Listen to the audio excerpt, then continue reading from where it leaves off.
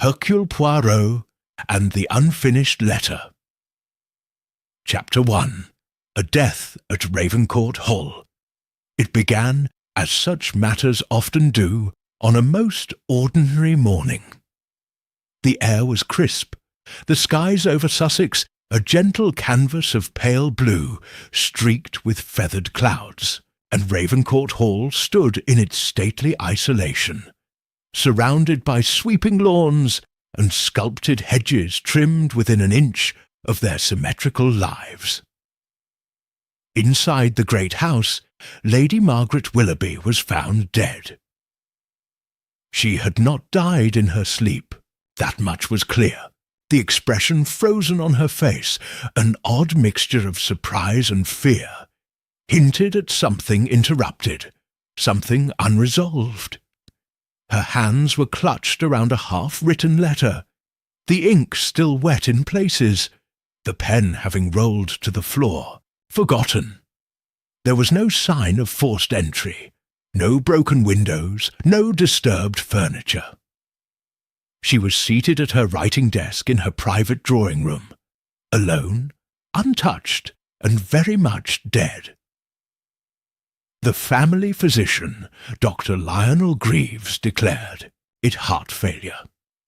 She was of an age, he said, adjusting his spectacles, and she had suffered from palpitations before, but the way her niece, Charlotte Willoughby, looked at the unfinished letter gave pause to even the most confident diagnosis. "I don't believe it," she whispered, standing over the body. She would never have left that sentence unfinished, unless something had startled her. The paper trembled in her hands. She wrote it for someone she feared, Colonel Archibald Willoughby, the lady's younger brother, and a man of sharp edges and military brevity, dismissed her suspicion with a gruff wave. "The doctor's quite right. Let the matter rest. The poor woman is gone. There's no need for dramatics." Charlotte said nothing more, but that night, under cover of darkness and a storm building off the coast, she sent a discreet telegram to a certain Belgian detective residing at Whitehaven Mansions in London, urgent. Suspicious death. Lady Willoughby, please come to Ravencourt. Something is wrong. Charlotte W. It was 2 days later when Monsieur Hercule Poirot arrived at Ravencourt Hall, impeccably dressed in a tailored grey suit with a violet handkerchief peeking precisely from his pocket. He stepped out of the car, surveyed the estate with a critical eye, and adjusted his cuffs before lifting his valise. He was met at the entrance by Charlotte herself, a woman in her late 20s, composed but clearly distressed. Her hands were tightly clasped in front of her, and her eyes betrayed restless nights. "You are Charlotte Willoughby, yes?" Poirot's voice was smooth, precise, with the faintest French inflection despite his proud Belgian origin. "I am. Thank you for coming. I know it may sound strange, but—" "You believe your aunt did not die a natural death," Poirot finished gently. "You think she was frightened, and you believe someone in this house caused it." Charlotte's eyes widened. "Yes." Poirot gave a small, courteous bow. "Then we must not waste time. Show me the room where she was found." As they walked through the echoing corridors of Ravencourt, Poirot took in every detail. The polished surfaces, the alignment of portraits, the faint scent of lavender that lingered in the hall. Order, he always said, was the key to understanding chaos. They entered the drawing-room. Poirot went still. The writing desk remained untouched, at Charlotte's insistence.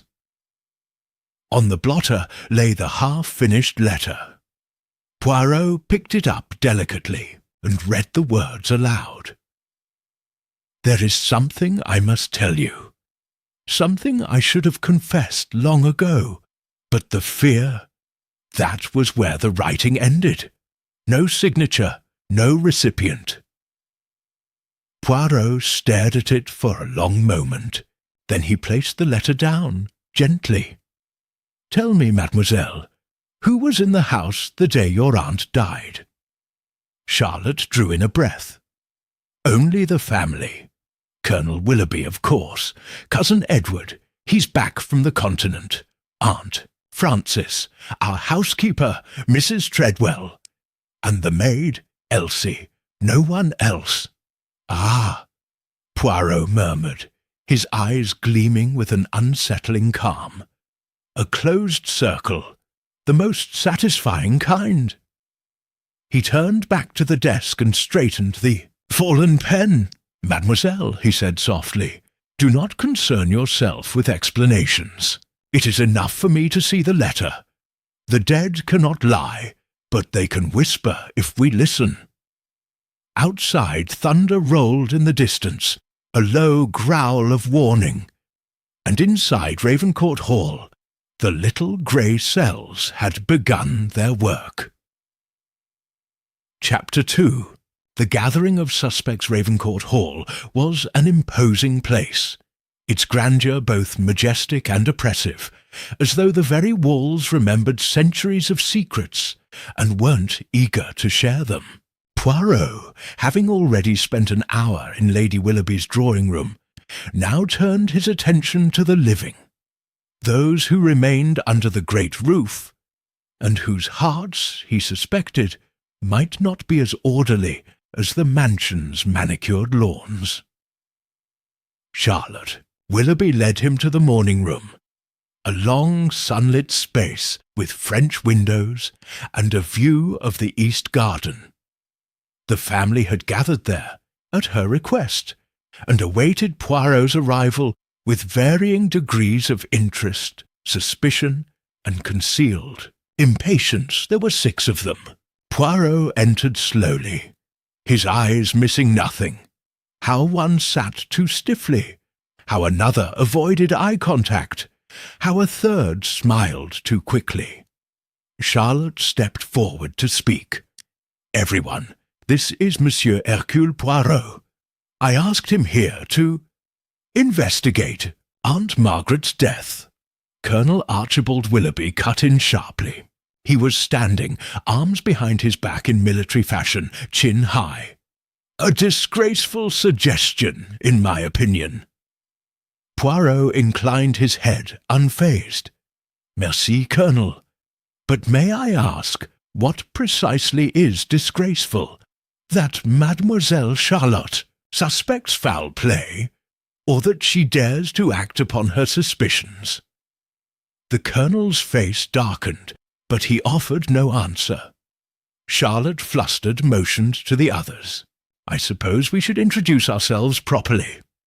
Poirot nodded politely, his small frame still and composed.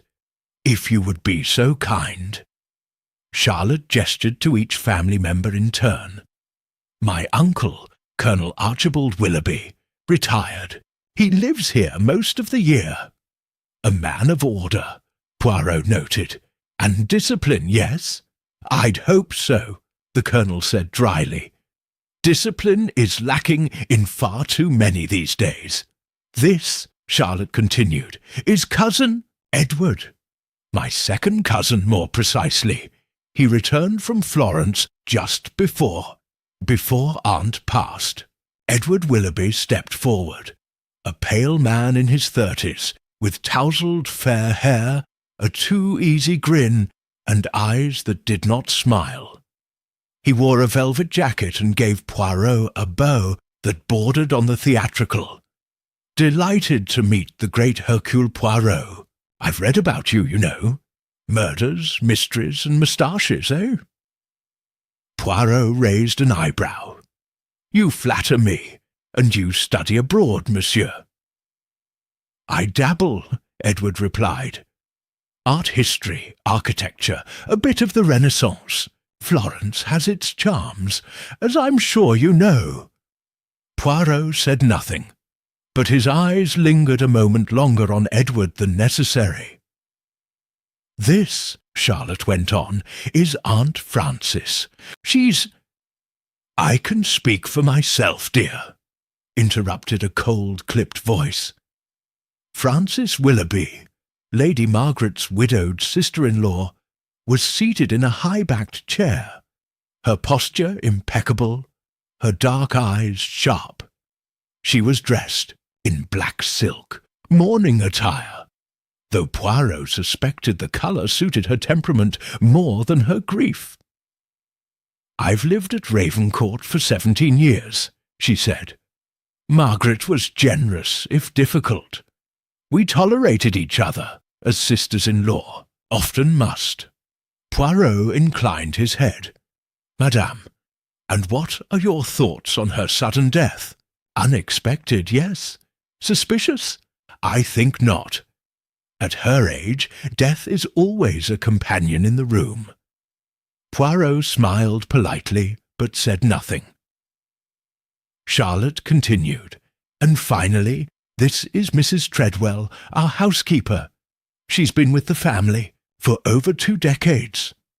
Mrs. Treadwell, a matronly woman in her 50s, with greying hair and a stern expression, curtsied slightly. Her eyes were watchful. Poirot gave a courteous nod.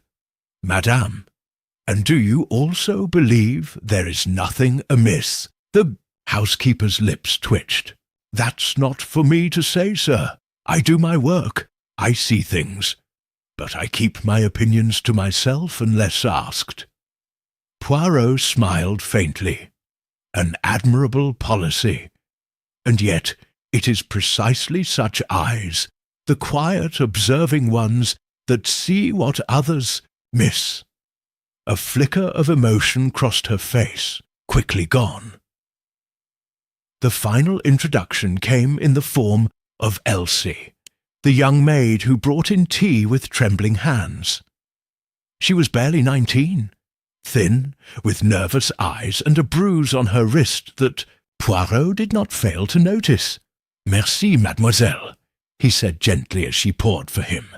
She glanced up, startled, then gave a faint nod and fled the room as soon as she could. With introductions complete, Poirot took a seat. "I thank you all," he said, folding his hands over his silver-headed cane.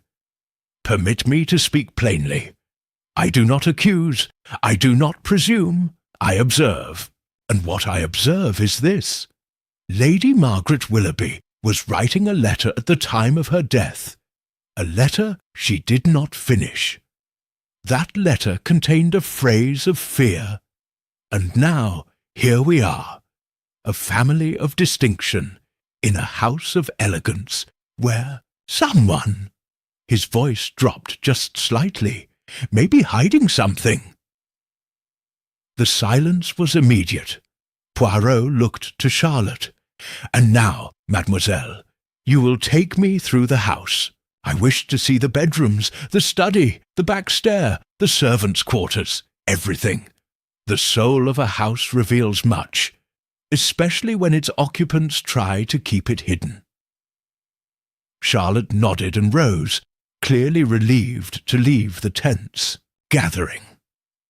As they walked, Poirot asked softly, "Has anyone else expressed doubt about your aunt's death?" Charlotte shook her head. "No, they've all accepted it. But I knew her. She was frightened lately. She wouldn't say why. Frightened of someone here?" "I think so. Or something she discovered." Poirot stopped before a door at the far end of the east wing. "This is—" Her private study, locked, the keys in her desk drawer.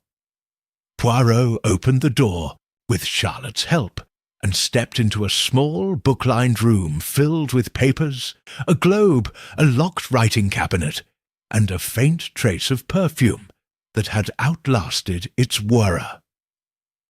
"Charlotte," he said without turning, "I will examine this room alone, Tell me, has anything gone missing since the death?"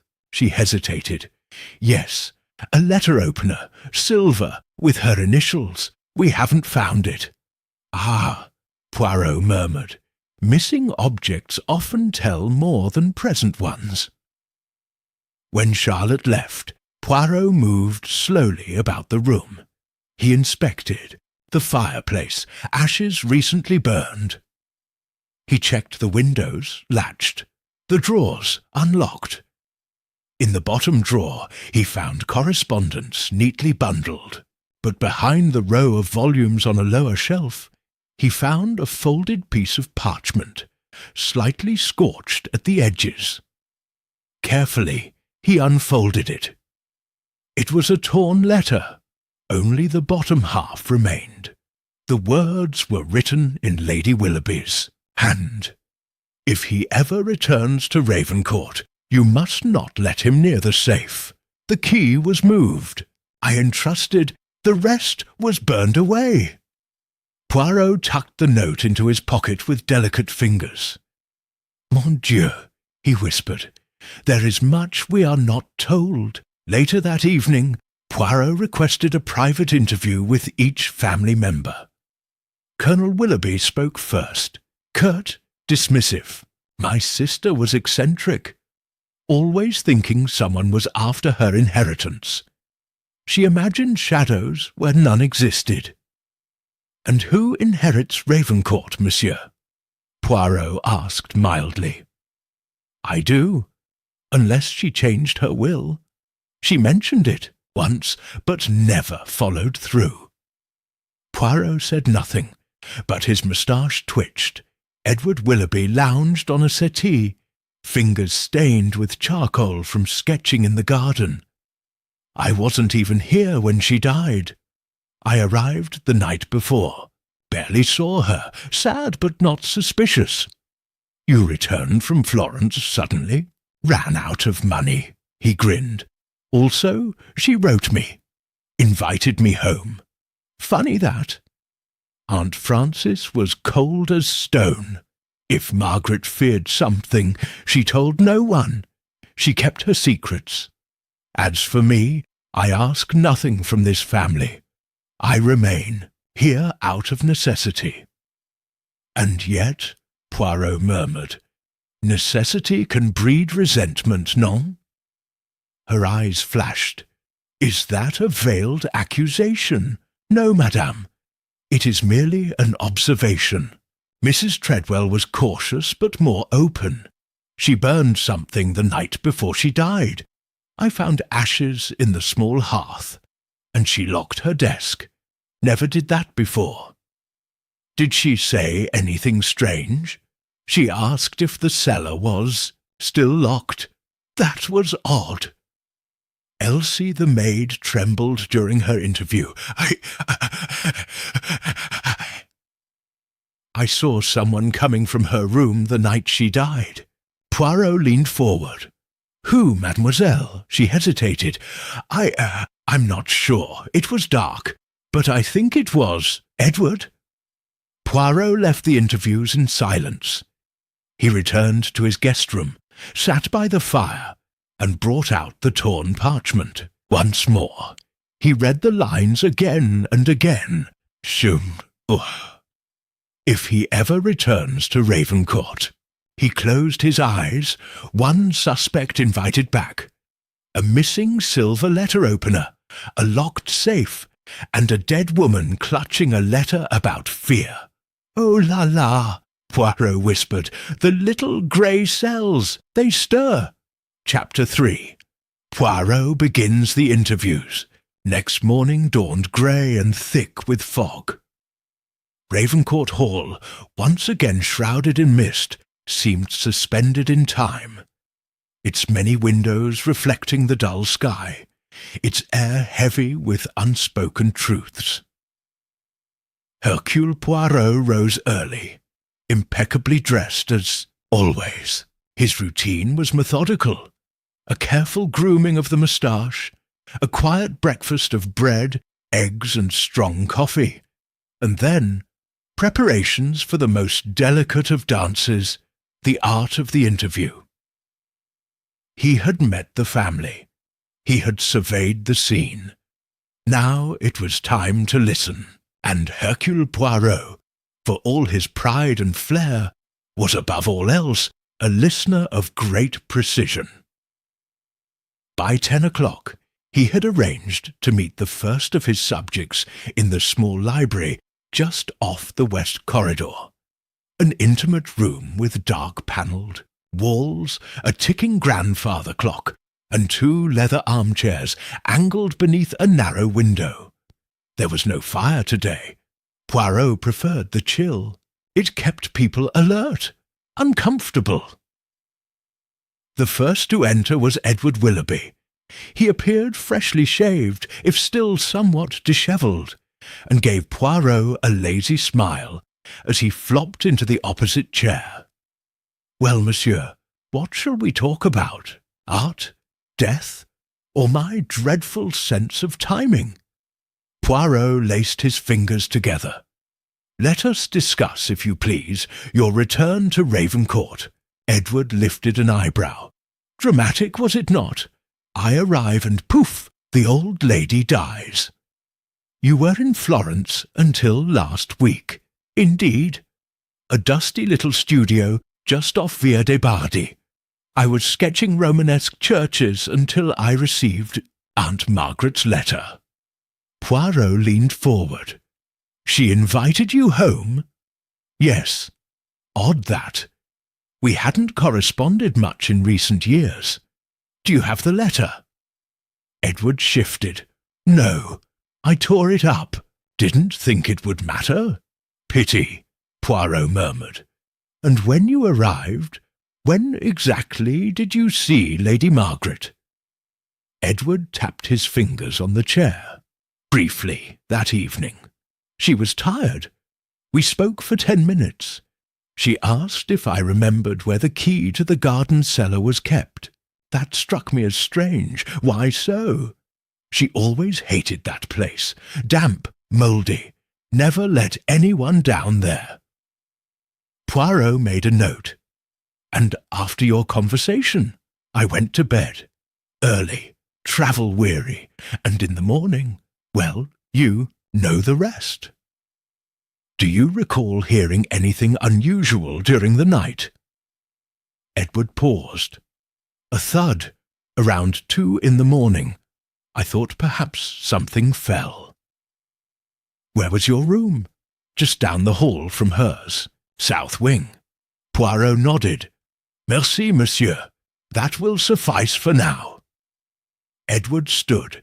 "Do let me know if I've become the official suspect. I'd love to practice my prison sketches." Poirot gave a polite smile as the door closed behind him. Next came Mrs. Treadwell, the housekeeper. She entered briskly, her arms folded, her expression unreadable. Poirot gestured for her to sit. "Madame, I appreciate your time. You have served this household long." 22 years, she replied. "Lady Margaret was difficult but fair. She trusted you?" "I'd like to think so. She told me things." "Such as?" Mrs. Treadwell looked down. "She was worried lately. Said someone was probing into the past.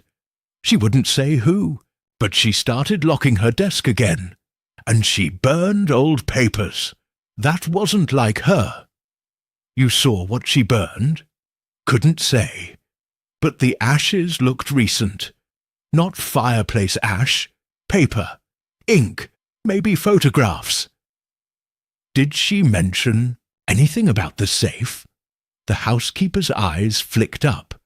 "She told me she was moving the key. Didn't say where." Poirot tilted his head. "Did she ever speak of Edward Willoughby?" Mrs. Treadwell hesitated. "She said he reminded her too much of his father. That's all. Merci. One last question. Do you trust Charlotte?" The woman's face softened. "She's good, honest, but too forgiving. She wants to see the best in people who don't deserve it." Poirot nodded slowly. That is often dangerous in families. After Mrs. Treadwell left, Colonel Archibald Willoughby entered next. He walked like a man prepared for war, even if it was just over morning tea. Poirot stood and offered a formal bow. "Colonel, thank you for agreeing to speak. I've little patience for theatrics, Monsieur Poirot. Say what you mean." "Then I shall. Your sister died under suspicious circumstances. You, as next in line for the estate, may find yourself scrutinized." "I welcome it," the Colonel replied. "My conscience is clear, unlike others." Poirot raised a brow. "You refer to someone?" "Edward, drifting back here after years. Abroad, always sniffing around for money. Francis, too, resentful and bitter." Poirot was quiet a moment. "Tell me about the night before Lady Margaret's death." "I was in my study, reading. I heard nothing. I woke to the news like everyone else. You live here year-round." "Yes. Margaret asked me to return after my injury ended my military career. Said I should manage the grounds. And I did. Did you know of a safe in her chambers?" "Of course. Family heirlooms. Letters. She never shared its contents." "Did she ever mention moving the key?" "No, but I did see her locking it one day last week. That was unusual. She normally forgot to bother." "And the staff?" "I trust Treadwell. The girl Elsie seems jumpy, but she's young." Poirot leaned forward. "Colonel, were you aware your sister was writing a letter when she died?" The man frowned. "No.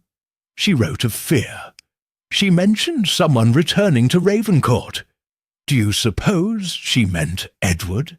Colonel's jaw tightened. "Quite possibly. Merci, Colonel. You have been most helpful." When he left, Elsie arrived. She stood uncertainly in the doorway, eyes wide. Poirot softened his voice. "Come in, mademoiselle. You have nothing to fear." She stepped inside and sat gingerly. "You work here long?" "Only 6 months. You were fond of Lady Margaret." "She was kind to me, but sometimes she'd get strange looks, like she'd remembered something unpleasant." Poirot nodded. "You mentioned seeing someone near her room the night she died." Elsie glanced around the room, then whispered, "I saw a figure, tall, slender. I thought it was Edward, but I can't be sure. It was late. I was bringing towels up." "Did they see you?" "I don't think so." They went into her room, stayed for maybe 5 minutes, and left quickly. "Did Lady Margaret cry out?" "No, but I found the door slightly ajar later, and a smell." "A smell? Burnt wax, like a candle that had been snuffed too fast." Poirot made a note. "One last thing, mademoiselle. Have you ever seen the safe open?" "No, but once I saw her take a small box from it. Red velvet."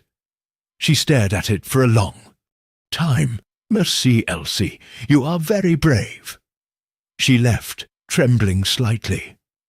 Finally, Frances Willoughby entered. She sat without invitation, her posture severe. "I assume you suspect me as well?" "Madame, I suspect everyone equally until I do not." She offered a cold smile. "I was in my room that night, reading. No alibi, if that's what you're after." Poirot ignored the bait. "What was your relationship with Margaret?" "We shared space. That is all." "She ever discuss her will with you?" Frances' eyes narrowed. "Never. But she was going to change it. Everyone knew that." "Did you benefit from it as it stood?" "No. I have my own income. I remain here out of convenience." Poirot paused. "And your son? You speak often with Edward." Her face froze. "My son is dead, Monsieur Poirot. I am sorry." "He died 10 years ago.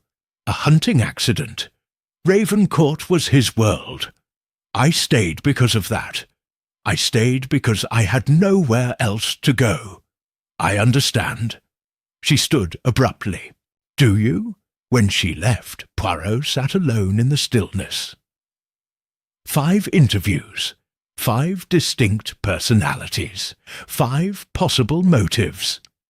He reviewed his notes: a missing red velvet box, a burned letter, a cellar, a safe with a missing key, a young maid who saw a shadow, and a dead woman who tried to warn someone with her final words. Poirot stood and walked to the window. The fog still lingered.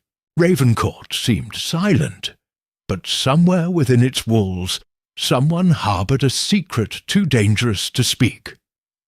"Now," he murmured to himself, "we begin to pull the threads." Chapter 4. The velvet box and the forgotten cellar, the fog outside, had begun to lift, but inside Ravencourt Hall the shadows lengthened. Poirot stood at the base of the grand staircase, arms behind his back, eyes cast upward. Somewhere in the upper corridors lay the private chambers of the late Lady Margaret, rooms which now felt less like resting places and more like vaults of secrets. He turned slowly toward the west wing. His destination was not upstairs. Not yet. Earlier, Elsie had mentioned a smell, burnt wax, and something else. A red velvet box. That small detail clung to Poirot's mind like a burr. She hadn't seen its contents, but her description was precise. Red velvet, no larger than a jewellery case. And Lady Margaret had stared at it, transfixed. There was power in that. He made his way back toward the bedroom. This time he entered, alone.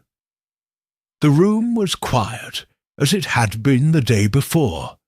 Only now Poirot moved with fresh intent. He approached the ornate dresser, where a small porcelain vase still held wilting white roses. The top drawer yielded little: gloves, lace handkerchiefs, an ivory comb. But the second drawer revealed something odd: a square impression in the velvet lining, recently made, just the size of a small box. He leaned closer. A faint smear of red threads clung to the corner of the space. He murmured, "So, Madame Willoughby, where? Did you take it?" No jewellery case remained. He turned his attention to the writing desk, which had clearly been used in haste. The ink blotter still bore the pressure imprint of Lady Margaret's final note. He examined the waste bin, filled mostly with crumpled correspondence, but one burned scrap caught his eye. Poirot removed it carefully with tweezers. The visible words were jagged, only half intact. "Never forget, if he learns the truth, cellar must remain." Poirot's eyes glinted. The cellar. Elsie had mentioned it. Edward, too. Both had commented on Lady Margaret's strange behaviour related to the garden cellar. And now a burned letter confirmed it. The cellar held something, she feared. He replaced the scrap and moved to the wardrobe. Inside, beneath a pair of thick woolen coats, was a shallow drawer, empty save for a single silver key. Poirot held it up to the light. It was tagged crudely, with a flaking label. G. Cellar. He smiled softly. "Merci, madame. You guarded your secrets well." It took Poirot only 10 minutes to reach the garden cellar. He passed through the rear conservatory, down a narrow stone path now slick with dew. Ivy twisted up the side of the low brick structure, partially embedded in the ground. A half-forgotten building with a sagging wooden door and rusted iron hinges. He inserted the key. The lock turned with resistance, as though it resented being summoned back to life. Poirot descended carefully. A narrow stone stair led downward into chill darkness. Dust rose with each step. The air smelled of damp soil and age. He clicked on his torch. The beam revealed shelves of old preserves, rusted tins, broken wine crates. To the right was a narrow alcove, and against the far wall, a trunk. Poirot moved to it, brushing away cobwebs. The lock was rusted, but not engaged. He lifted the lid. Inside, papers, letters tied in bundles, and a thick leather-bound album. Poirot knelt and opened the book. It was a collection of photographs, black and white portraits, some dated, some not, children, adults, family gatherings. He turned pages slowly. Then he paused. There, pressed carefully between 2 pages, was a photograph of a young man in uniform. Sharp, eyes faint smile, and next to him, Lady Margaret, a hand on his shoulder.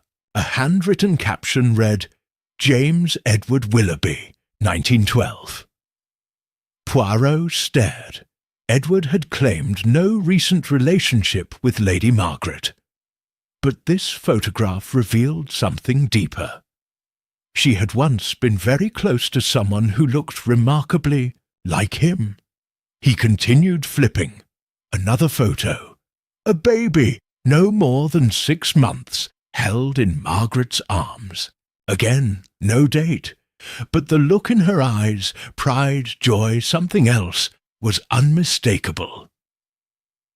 Poirot closed the album and set it aside. Underneath the letters lay something wrapped in a silk cloth. He unfolded it, the red velvet box. He held his breath and opened it. Inside lay a locket, gold, oval-shaped, and engraved with the initials J.W. He opened it gently. Inside were 2 photos, one of the same young man from the earlier photograph, and the other of a baby's face, wide-eyed, with a birthmark near the left temple. Poirot exhaled. This was no mere trinket. It was a keepsake of lineage, a hidden history. He now suspected what Lady Margaret had burned, and what she had feared. Later that evening, Poirot requested that Charlotte Willoughby join him in the conservatory. She arrived with her usual gentle manner, her eyes full of quiet worry. "You wanted to see me, Monsieur Poirot?" "Oui, mademoiselle. Sit, if you please." She did so, folding her hands in her lap. "Tell me," he began, "what do you remember of your cousin Edward's childhood?" She blinked. "We barely knew each other. He was raised abroad, I think, after his mother died." Poirot tilted his head. "His mother? Yes, Francis's sister-in-law. I think her name was Lydia." Poirot leaned forward. "Did Lady Margaret ever speak of Edward's parentage?" Charlotte hesitated. "Not really. Only that he had his father's temperament." Poirot studied her. "And tell me, did Lady Margaret ever seem especially protective of Edward?" She nodded slowly. "Yes, more than anyone else. She scolded him, yes, but never truly cut him off. She once told me that Edward reminded her of things best left forgotten." Poirot folded his hands. "Mademoiselle, I must tell you what I have discovered in the cellar." He recounted the contents of the trunk, the photograph, and the locket. Charlotte's expression shifted with each revelation. Curiosity, then shock, then something akin to sorrow. "But what does it mean?" she asked. "It means," Poirot said softly, "that Edward may not be the person he believes himself to be." Charlotte's voice trembled. "You think Lady Margaret was his mother?" Poirot did not answer directly. "I believe Lady Margaret once made a choice that changed many lives. She hid the truth, perhaps to protect Edward, perhaps to shield the family from scandal." Charlotte pressed her hands to her mouth. "But who was his father?" Poirot stood. "That I do not yet know, but someone in this house does." That night, Poirot wrote 3 names on a slip of paper: Francis, Edward, the Colonel. He drew arrows between them, circling possibilities. Motives were beginning to crystallize. Not greed, but legacy. Inheritance, family secrets buried too long. Someone had killed Lady Margaret, not for what she owned, but for what she knew, and what she might have been ready to reveal. The next morning, Poirot returned to the library and called for Frances Willoughby. She entered with her usual cold grace. "You summoned me again?" Poirot gestured to the chair. She sat. "I have a question," he said. "One I ask with great care. Did you ever suspect that Lady Margaret was Edward's mother?" Francis froze. "I beg your pardon." Poirot leaned forward. "The locket, the photographs, the letter, the burned documents. It is clear your aunt held a powerful secret, and I believe you discovered it." Francis' voice was low. "That's absurd, is it? You resented Margaret. You stayed at Ravencourt out of bitterness. And now, with her gone, Edward might inherit more than wealth, perhaps even a name." She rose abruptly. "This is offensive." Poirot stood calmly. "Madam, I will ask you only once. On the night your aunt died, did you enter her room?" She turned to leave, then stopped. "Secrets," she whispered. "You think they die with the old, but they don't. They fester. Margaret should have kept hers buried." Then she walked out. Poirot sat alone again in the library. He took out the red velvet box and placed it on the table. Someone had killed for this. But the question remained. Who and what truth were they so desperate to silence? He turned the locket over in his hand. There was a faint etching on the back. A date, August 4th, 1913. He made a note. And then, quietly, he smiled. "The past," he murmured, "never truly dies. It only waits." Chapter 5. A portrait in dust and blood. The rain had returned to Ravencourt Hall by the following morning, draping the estate in a dreary greyness that seemed to settle even in the bones of the walls. In Poirot's chambers, the small fire flickered, more for companionship than warmth. Itodor stood before the fireplace, examining a sepia-toned portrait that Charlotte had helped him retrieve from an upstairs storeroom. It had been hidden behind crates and discarded furniture. But it was unmistakable. The same young man from the locket, dressed in military uniform, his gaze turned solemnly toward the artist. The back bore the inscription, "James Edward Willoughby, Commissioned Officer, 90 Mutlis." So Edward had not only shared a name, he shared a face. Poirot whispered, "A son, not a nephew.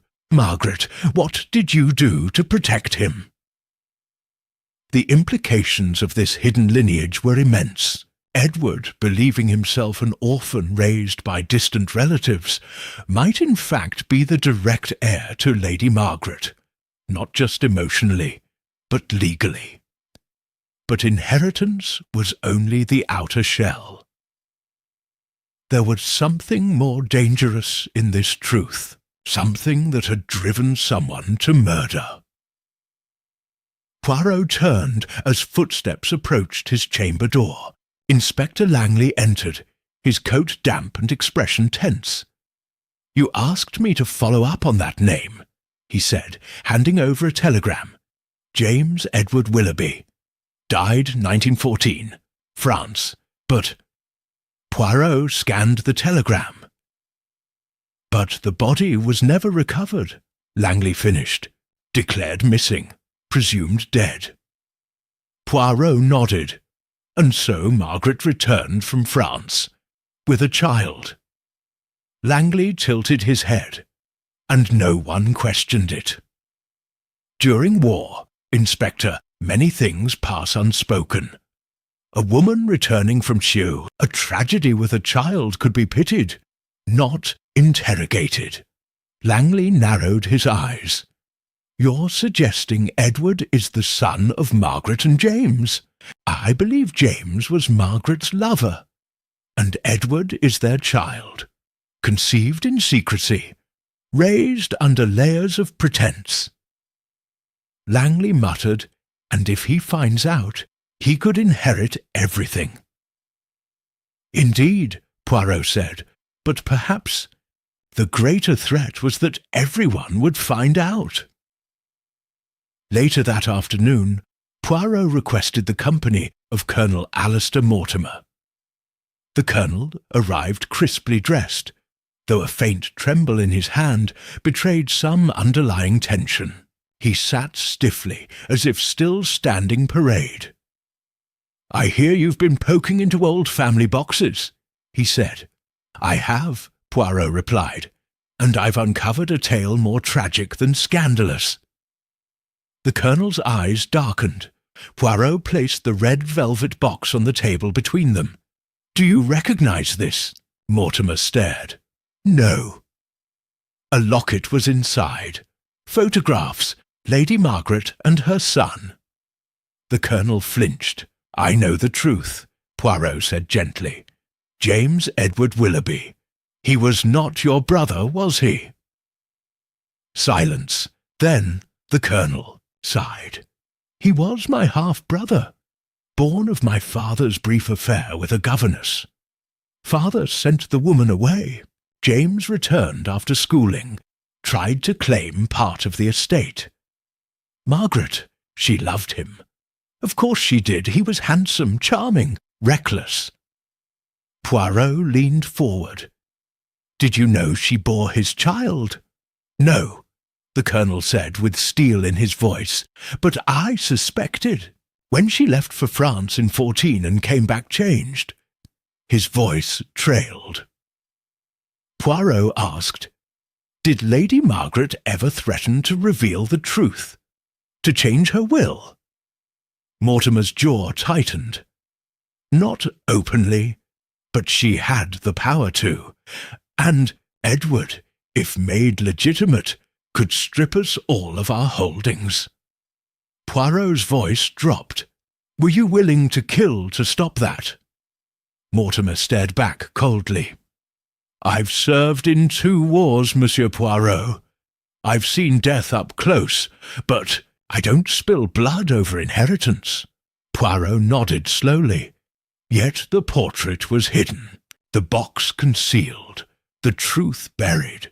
Someone feared what would happen if it rose again. Mortimer stood. "You've wasted your time with me. Look to Edward, or Francis, or even Charlotte. Margaret played them all like chess pieces." Poirot rose too. "Oh, I am looking, Colonel, at everyone, including the generals of the board." That evening, Poirot walked the hallways alone. He stopped before Lady Margaret's private study. Francis had claimed the door had been locked on the night of the murder, but Poirot had found no evidence of forced entry. He entered. The study was heavy with age. Brass lamps, rows of leather-bound ledgers. A mantel clock stopped at 10:47. Poirot's eyes swept the shelves, and then paused on a small dust-covered oil painting. A child, rendered in faded colour, the same features as Edward, too clear to be coincidence. Poirot lifted it from the wall. Behind it, carved directly into the stone, was a set of initials. Plules J.E.W. He smiled grimly. Love eternal, but denied by circumstance. He heard a sound. A creak. Poirot spun. In the doorway stood Edward, pale, a mix of fury and confusion on his face. "You've been through all of it, haven't you?" "I have," Poirot said, "and I now understand far more than when I arrived." Stepped into the room, eyes darting to the painting in Poirot's hands. "Is it true?" he whispered. "Am I—" Poirot set down the frame. "You are the son of Lady Margaret and James Willoughby, the heir not only to the estate, but to the truth." Edward stumbled backward into a chair. "She lied to me all my life." "No," Poirot said gently. "She protected you. Perhaps not wisely, but out of love." Edward's voice cracked. "And now she's dead, murdered." Poirot nodded. The killer feared her truth would upend everything. "And soon, monsieur, I will reveal who." That night, Poirot did not sleep. He instead sat before the fire, piecing together fragments. The burned letter, the red velvet box, the cellar trunk, Francis' fear, the Colonel's bitterness. Motives collided like spectres in his mind. At 3 a.m., he made a final notation in his notebook. Then he closed it and smiled. Chapter 6. The shadow behind the mirror morning dawned with an eerie hush over Ravencourt Hall. A pale fog coiled through the estate grounds like a slumbering serpent, brushing against windows and creeping into the stonework. The staff moved quietly, and even the birds seemed reluctant to disturb the strange stillness. Poirot, however, was wide awake, immaculately dressed as always, seated at the breakfast table in the sunroom, poring over a collection of letters Lady Margaret had written to her solicitor over the past 6 months. Most contained routine matters: charitable donations, estate repairs, minor financial transfers. But one, dated 3 weeks prior to her death, stood out like a sore thumb. It read simply, "Should any changes to the will be delayed past my instruction, ensure Edward receives the packet I left in the mirror cabinet. He has a right to know, and I must act soon, before others do." Poirot sipped his black coffee, deep in thought. The mirror cabinet. No such cabinet had been found in Lady Margaret's chambers, and yet Charlotte had mentioned that her grandmother often hid things behind her own reflection. Was it a figure of speech, or something more literal? He rose and made his way upstairs to Lady Margaret's private dressing-room. The air inside was heavy with age and lavender perfume, though the fire had long since gone cold. Poirot examined the elegant vanity. Carved mahogany, 3-panel mirror, drawers lined with silk. He opened each drawer with delicate care, finding nothing more than pearl-handled brushes, gloves, perfume bottles, but something felt off. Hugh stood directly in front of the central mirror. There, just barely visible under the panel's lower right corner, was a tiny brass latch, disguised as a decorative hinge. With a gentle tug, the glass swung forward, revealing a hidden compartment built into the wall behind it. Inside was a flat leather portfolio, worn at the edges, bound with a faded red ribbon. Poirot untied it.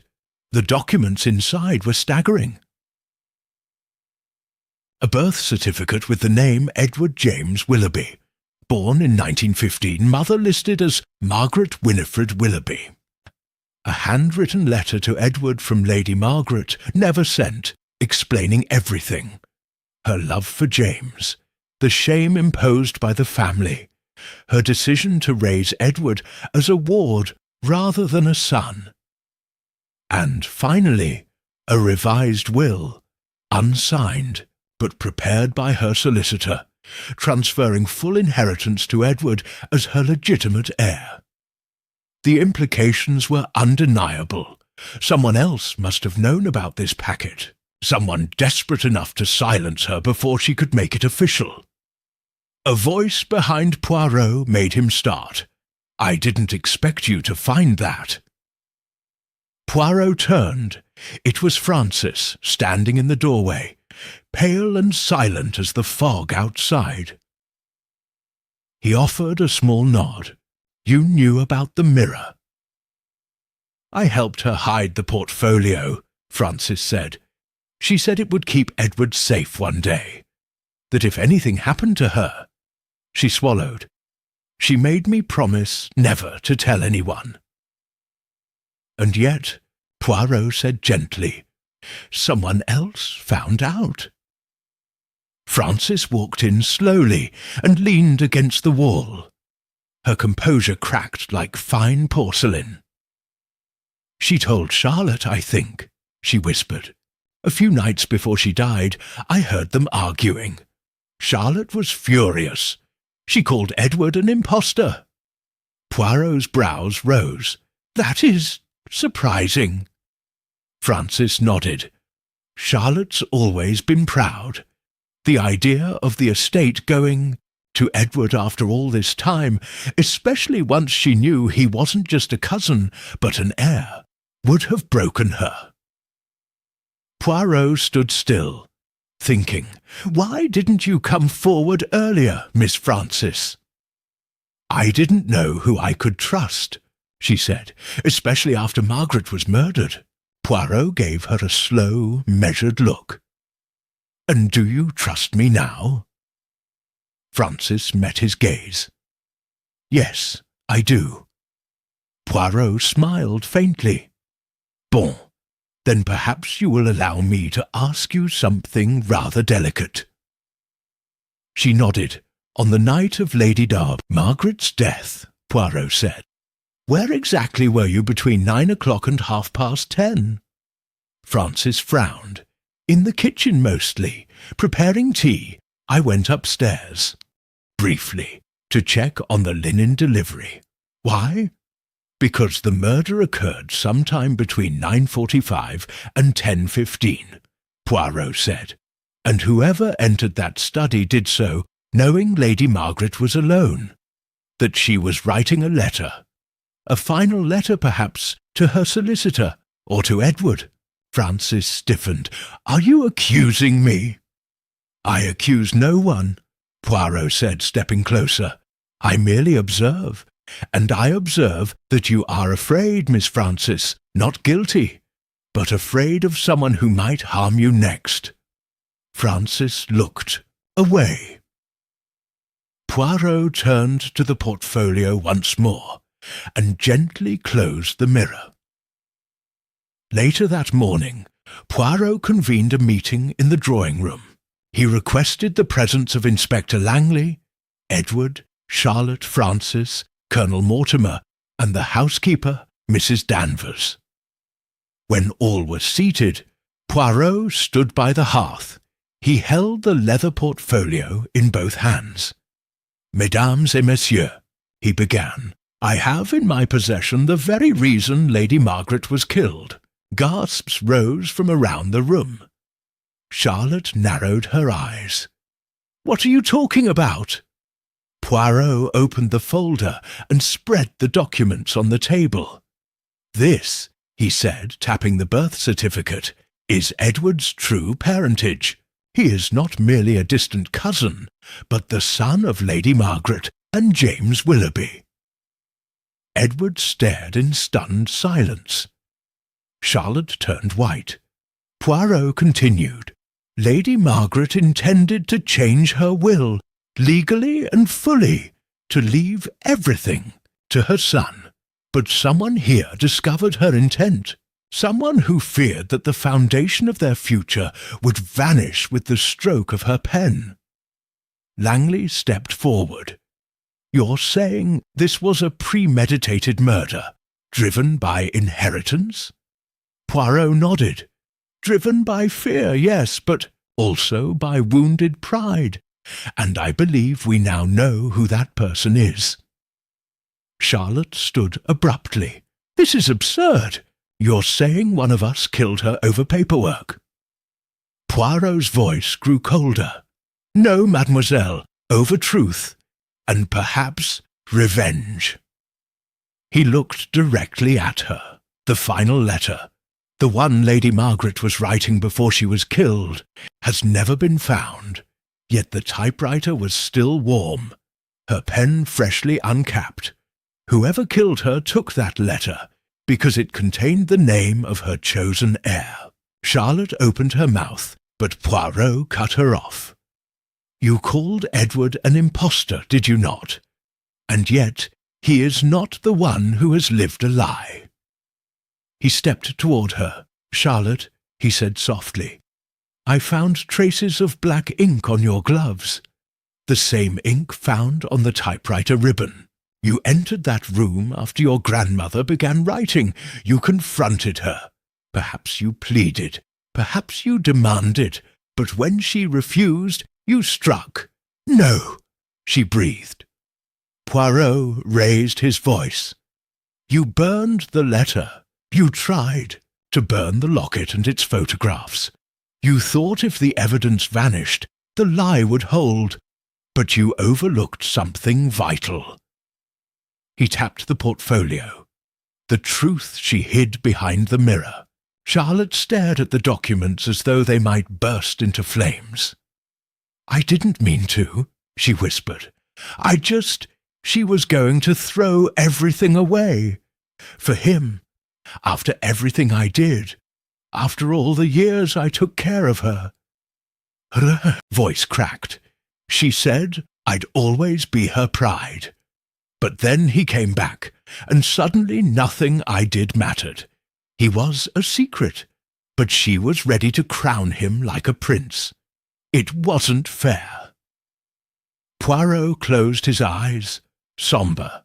"There is no fairness in grief, mademoiselle, but justice. Justice comes whether we welcome it or not." Langley stepped forward slowly, placing a hand on Charlotte's shoulder. She didn't resist. Francis wept silently. Edward looked away. Poirot took one last glance at the documents. The secret was no longer hidden, but the cost of revealing it had been steep indeed. That night Poirot sat by the fire in the study. Edward stood beside him, portfolio in hand. "She loved you," Poirot said, "in her own way. She protected you all your life, and tried to give you what was always yours." Edward nodded slowly. "I don't know what I'm supposed to feel. I didn't even know who I was until yesterday." "You are Edward James Willoughby," Poirot said, "and that is a name you may wear with dignity." A silence passed between them. Then Edward asked, "And what will you do now, Monsieur Poirot?"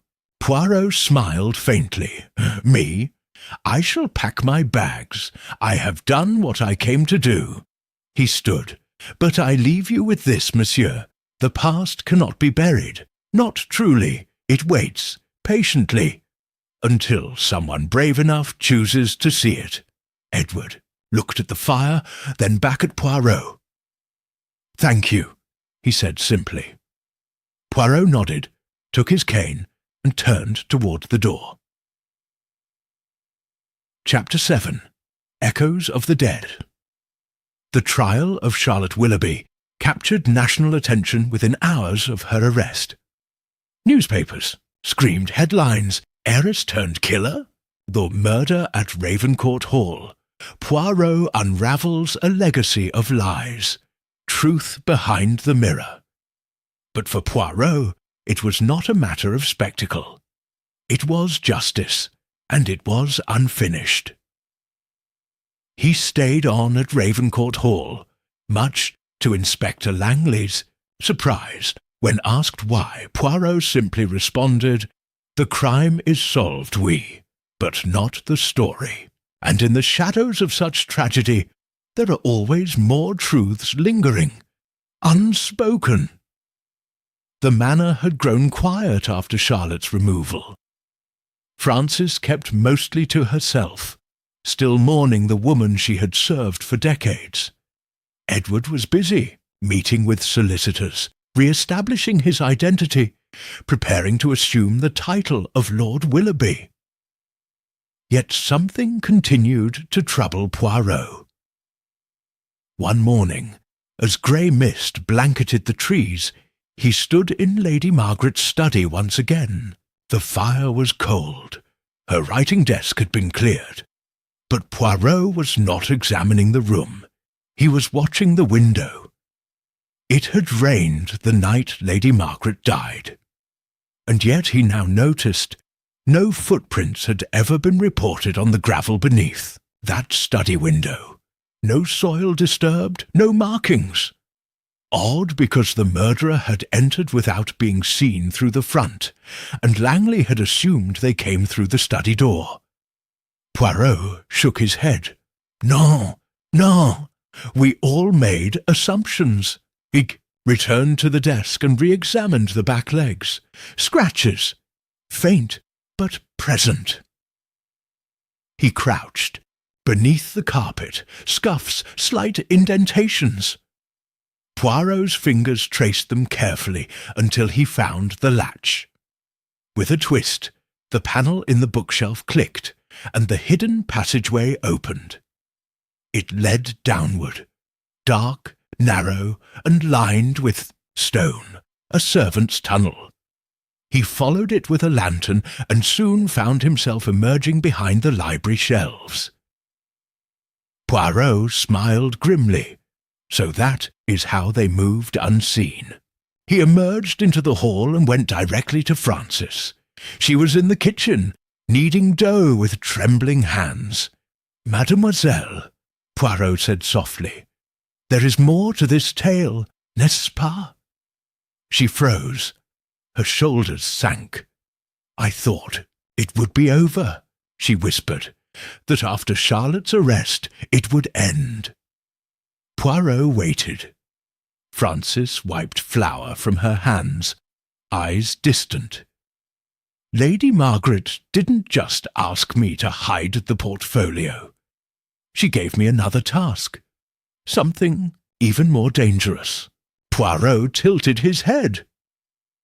"She feared someone was tampering with her medication," Frances continued. "A week before her death, she had me replace her usual sleeping tonic with a harmless substitute. A ruse." Poirot narrowed his eyes. "And?"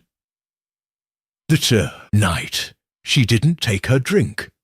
She poured it into a cloth and gave it to me the next morning. Told me to have it tested discreetly. I was planning to send it into town, but before I could, she was gone.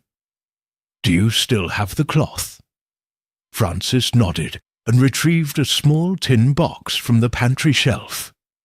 Inside was a square of muslin, still stained with the faint scent of crushed herbs. Poirot sniffed it carefully. "Bitter almond," he muttered. "Not a sleeping agent. Cyanide." Frances nodded grimly. "She was poisoned before the blow was struck." Poirot's gaze darkened. Then, Charlotte is not the only killer. Poirot gathered everyone once more, this time in the library. Inspector Langley returned, summoned by urgent telegram. Edward arrived pale and disturbed. Frances sat in silence, trembling slightly, and beside her sat Colonel Mortimer, stiff and expressionless. Poirot stood at the hearth, holding the tin box. The death of Lady Margaret was never just about a single blow or a hidden will, he began. There were 2 attempts on her life. That night, one with poison, one with violence. Langley's eyes widened. You're sure? Poirot nodded. She was dosed with cyanide. Had she consumed it, she would have died within minutes. But she did not. She was cautious, suspicious. He turned to Mortimer. Colonel, you were once a military chemist, were you not? The man shifted in his chair. Yes, during the war. You understand poisons. You understand their sources. Mortimer bristled. What are you implying? Poirot leaned forward. I am stating, sir, that Charlotte Willoughby may have delivered the fatal blow, but you prepared the path. Gasps rippled. Edward stood. That's absurd. He was her friend for decades. Poirot's voice cut like glass. Exactly. He was always near. Trusted. Lady Margaret relied on him to procure medicine when stocks were low. But it was no accident that her health declined steadily this year, until she replaced her tonics without telling him. Langley turned. Colonel, you deny tampering with her medicine? Mortimer remained cold. She was going to destroy the estate, he said at last. Give it to a bastard child she barely knew. You call it justice. I call it betrayal. Frances stared in horror. I gave her everything, Mortimer said. My life, my loyalty. I watched that house crumble while she made Edward her heir. I had to act. Poirot walked slowly toward him. You poisoned her. You did not expect Charlotte to kill her that same night. But your attempt failed. Hers did not. Mortimer stood suddenly, as if to flee. But Langley stepped in, handcuffs ready. Poirot sighed and turned to Edward. 2 killers, each driven by desperation, one by pride, the other by misplaced love. Edward sank back into his chair, shattered. The trial, months later, would confirm both stories. Charlotte, convicted of manslaughter, was sentenced to a long prison term. Colonel Mortimer, found guilty of attempted murder, received a separate sentence. 2 lives, both respected ones, now disgraced by their actions in the dark. But Edward inherited Ravencourt Hall. With Poirot's encouragement, he turned it into a public trust, opening its grounds to visitors and restoring it to honour. Poirot, ever private, left quietly after the trial.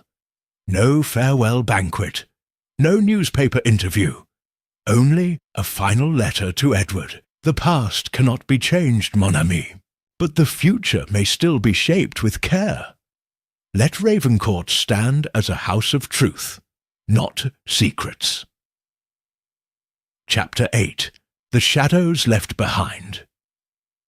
The wind that swept through Ravencourt Hall in the weeks after the arrests seemed to carry with it the last whispers of its tragic legacy. The manor stood now not as a home of grandeur, but as a museum of sorrow, its tapestries and portraits silent witnesses to the price of deception. And yet, as Hercule Poirot often observed, the ghosts that linger are not those of the dead, but of the truths left unspoken. Edward Willoughby had inherited the title of Lord Ravenscourt, but he did not wear it easily. Though public opinion had softened in light of Poirot's revelations, the taint of scandal clung to the name like ivy to stone. He spent long hours in the library, pacing beneath the same chandeliers that had once glowed over his grandmother's parties. Now only silence answered him. Poirot, meanwhile, remained in the village inn, refusing the offer to stay on the estate. He said the quiet suited his digestion, but Hastings, who had returned to accompany him for a short visit, suspected otherwise. He sat in the inn's sitting-room, a pot of tea between them. She was not the only one with secrets, Poirot murmured, turning a cup slowly in his hands. Hastings frowned. Lady Margaret? No, Charlotte. And perhaps Edward too. There are still notes that do not quite harmonize in this composition, mon ami. Hastings leaned in. But Mortimer confessed. Charlotte's motive was clear. What else is there? Poirot tapped his temple. You forget. The letter, Hastings. The unfinished letter. That note, still preserved by Francis, had been written hours before Lady Margaret's death. It was the first breadcrumb that led to the inheritance's secret, to Edward's legitimacy, and to Charlotte's rage. But Poirot had examined it once more that morning, under the strongest of magnifying lenses. And now he spoke softly. She did not finish it because she was interrupted, but not violently. The ink trails off, not jaggedly, not as if startled, but as though someone entered and she paused to speak. Someone she trusted? Oui. Poirot stood and walked to the window. There is one more piece, Hastings, one more act of the play, and we must witness it.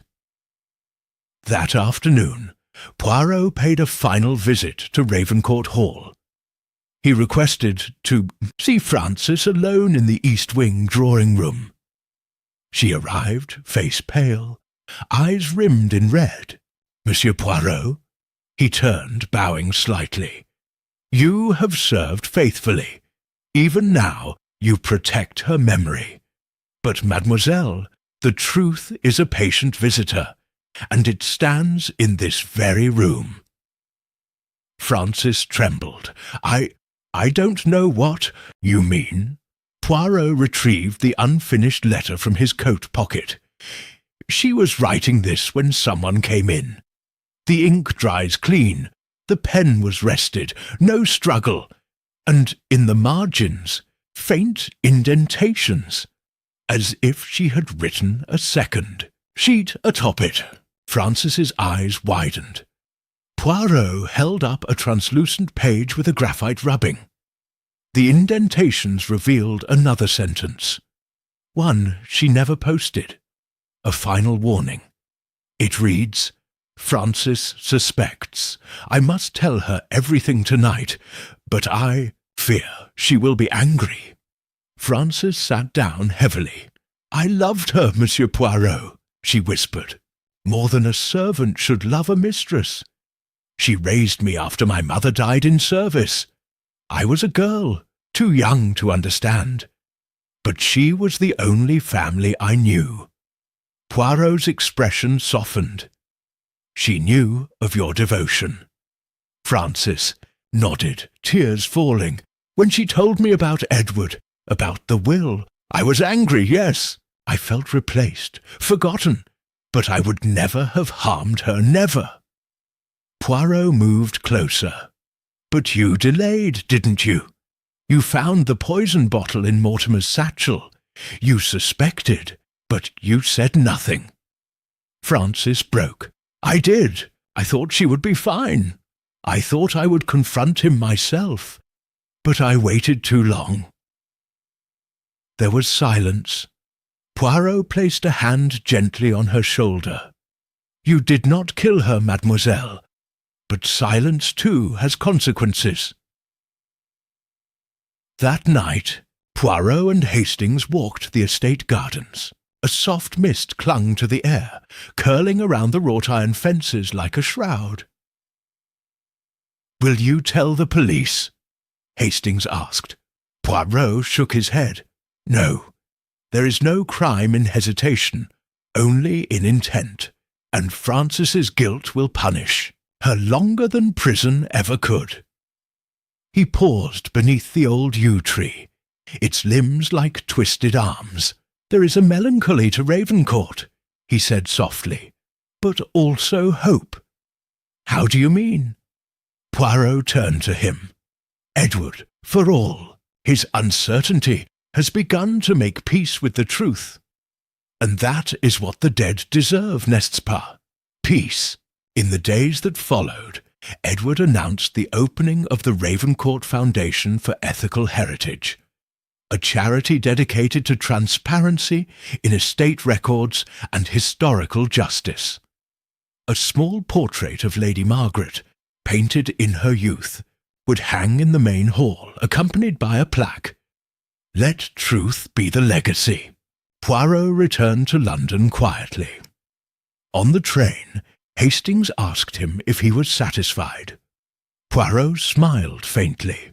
"I do not seek satisfaction, Hastings, only the symmetry of justice. And now the scales are balanced."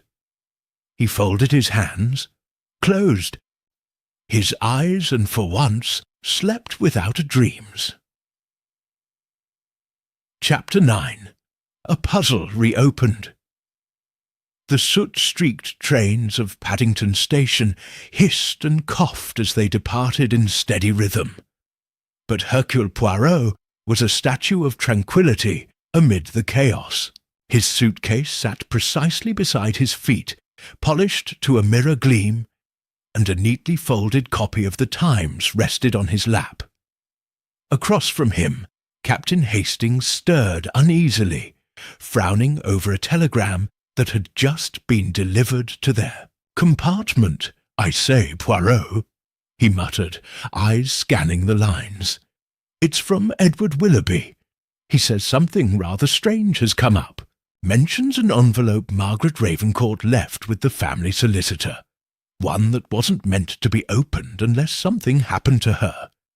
But get this, it was sealed not with her crest, but with a black wax sigil. A raven in flight." Poirot raised an eyebrow. "Ah, c'est intéressant, mon ami. The raven, the old family symbol predating even the title of Ravencourt. She used it only for private matters, no?" "Yes, and according to Edward, the contents are troubling. Hasn't opened it yet. Wants us to return." Poirot leaned forward, fingers steepled. "Do you recall what I said when we departed, Hastings? The scales are balanced, but now I fear one weight has shifted again." Hastings sighed. "Back to Ravencourt, then." Poirot nodded, "And this time we must look not only at the living, but the past." Returned to shadows by evening, the hall stood before them again, bleak and windswept. The yew trees flanked the main path like sentinels, and Edward awaited them at the grand door, his features drawn and sombre. He led them to the study, formerly Lord Ravencourt's. Upon the desk sat the envelope. "It was found yesterday," Edward explained, voice low. "The solicitor had forgotten it in an old safe. She must have written it years ago, perhaps after my father died." Poirot inspected the envelope carefully. The black wax seal was worn but unbroken. Its raven sigil shimmered faintly in the lamplight. "I have not opened it," Edward said. "I wanted you here first." Poirot nodded once. You were wise." He took a thin knife from his pocket and broke the seal with care. Inside was a letter, written in Lady Margaret's familiar, sharp hand, but there was more. A second, older letter, yellowed and brittle with age, bearing the date April 4th, 1907, nearly 4 decades prior. Poirot began to read aloud. "To whom it may concern, if ever my death should come under suspicious circumstances and questions arise about the legitimacy of my grandson, this document must be revealed. There exists an original birth certificate for Edward Benedict Willoughby, born of Julian Willoughby and Charlotte Ravencourt." Hastings gasped. Edward paled. Poirot paused, reading silently before continuing. Julian and Charlotte eloped in secret in 1906. The scandal would have destroyed the family, so Margaret agreed to raise the child as hers. She forged documents, with the help of an old friend from the embassy in Paris. But Charlotte changed. She withdrew, bitter and unwell. Julian's death devastated her. I raised Edward, not just as his grandmother, but as his protector. If he is ever accused, show them this." Poirot sat back, folding the letter carefully. Edward whispered, "Then Charlotte, she was my mother?" "Yes," Poirot said softly, "and the truth she sought to bury was that she herself had given you up. She must have felt resentment at herself, at your father, at Margaret. All these years she carried the shame in silence, and when Margaret tried to restore your name legally, she feared exposure." Hastings blinked. "Then her motive to kill Margaret was guilt?" "Partly," Poirot murmured, "but also desperation. Margaret planned to publicly reveal the truth, perhaps in her final letter. Charlotte feared the disgrace more than she feared justice." Edward sank into the leather chair. Behind the desk, ashen. "All of it. A lie." "No," Poirot said, rising. "Not a lie. A choice. One woman's choice to protect you, another's to reclaim her lost role, and a lifetime of silence that ended in tragedy, layers unveiled." The will. Next day, Poirot requested one final walk through the West Wing. There, in Charlotte's old room, he examined the desk once more.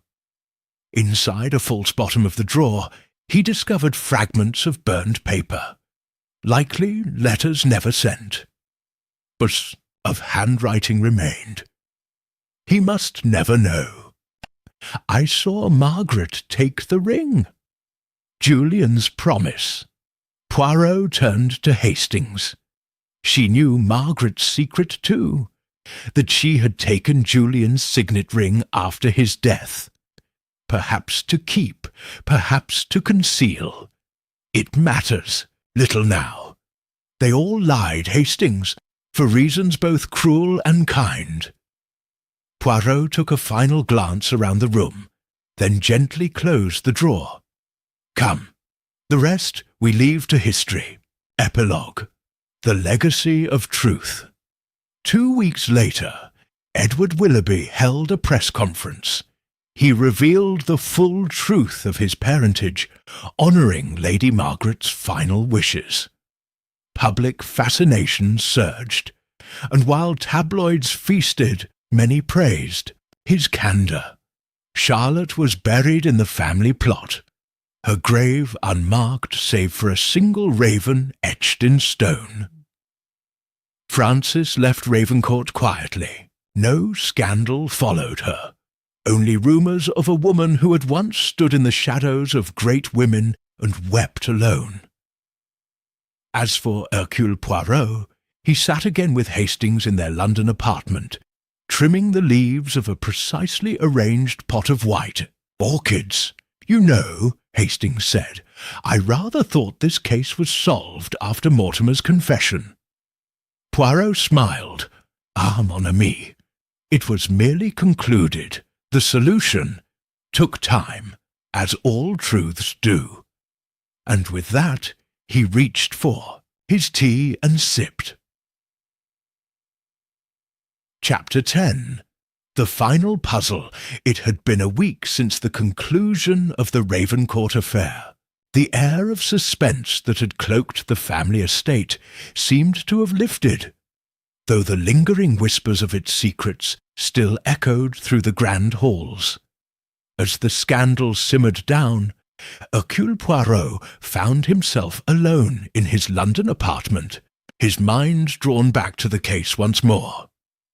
Hastings, ever faithful and ever puzzled, sat beside him with a glass of port in his hand.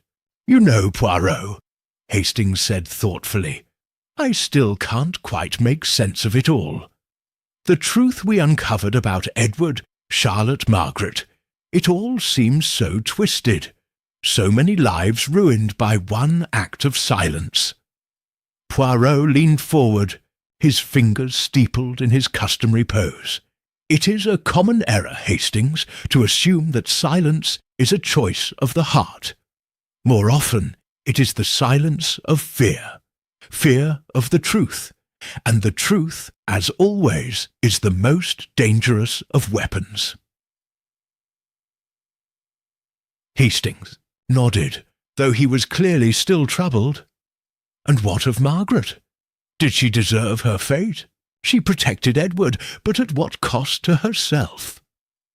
Poirot's gaze softened slightly. She was a woman who had lived with regret for many years. Yet, despite it all, she chose to ensure Edward's future. In that, at least, she was noble. Before Hastings could respond, a knock at the door interrupted their conversation. Poirot raised a brow, always alert to the unexpected. "Ah, another puzzle," Hastings joked as Poirot rose from his chair and walked to the door. The visitor standing outside was not a stranger. It was Inspector Japp, his usual stoic expression replaced with a hint of urgency. "Poirot," Japp said, stepping inside, "we need your help again.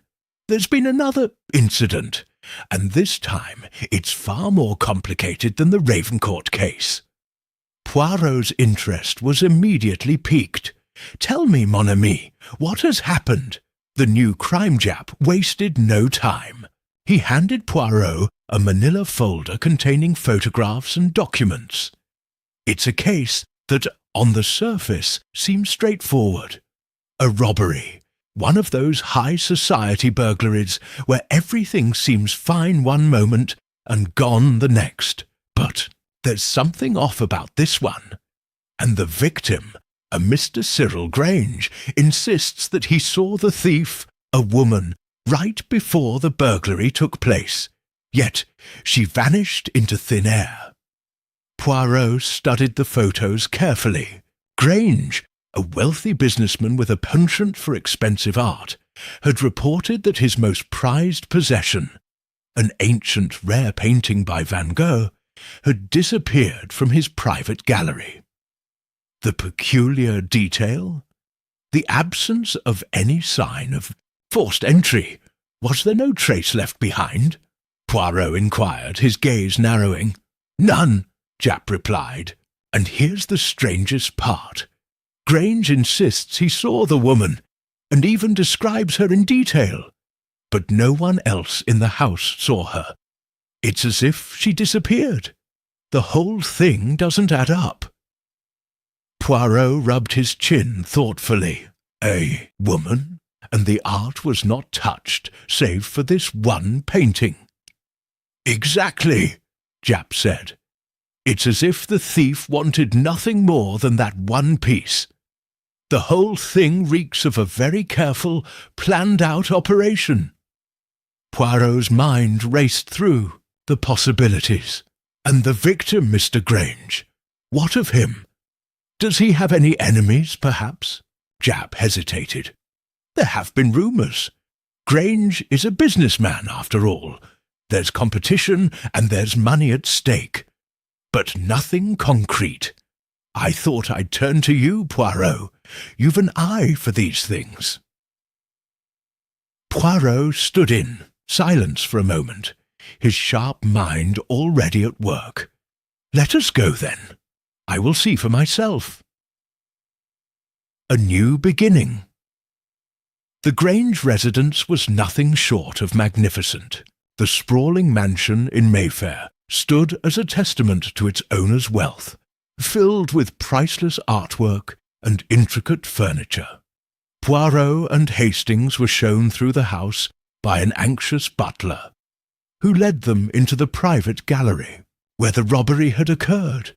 "Ah, mon ami," Poirot murmured, glancing around the room. "This is no ordinary crime. There is something unusual about this place." The gallery was darkened, the only light coming from the dim glow of a chandelier above. Rich velvet curtains hung over large windows, and several paintings were scattered across the walls. But it was the empty spot in the centre that drew Poirot's attention, the spot where the Van Gogh had once hung. Poirot crouched in front of the empty space and examined the surrounding area. The frame, which had been removed from its hooks, lay carelessly on the floor.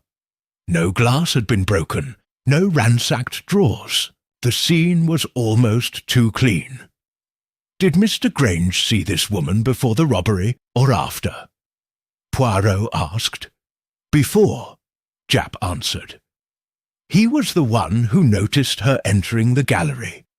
He thought she was a guest, someone who had come to admire his collection. But when he went to greet her, she was gone. Then he discovered the Van Gogh was missing. Poirot looked up at the walls once more, his mind processing the information. And yet no one else saw her, only Mr. Grange. That's right, and he swears it was the woman he described, even though no one else has corroborated his story. The puzzle. Deepens Poirot spent the next several hours meticulously inspecting the gallery. He questioned the household staff, asking them about any peculiarities or strange occurrences in the days leading up to the theft. Hastings wandered the mansion, taking in the surroundings, while Poirot quietly mulled over every detail. It wasn't until they were preparing to leave that Poirot's keen eye spotted something. A tiny, almost imperceptible smudge on the floor near the door.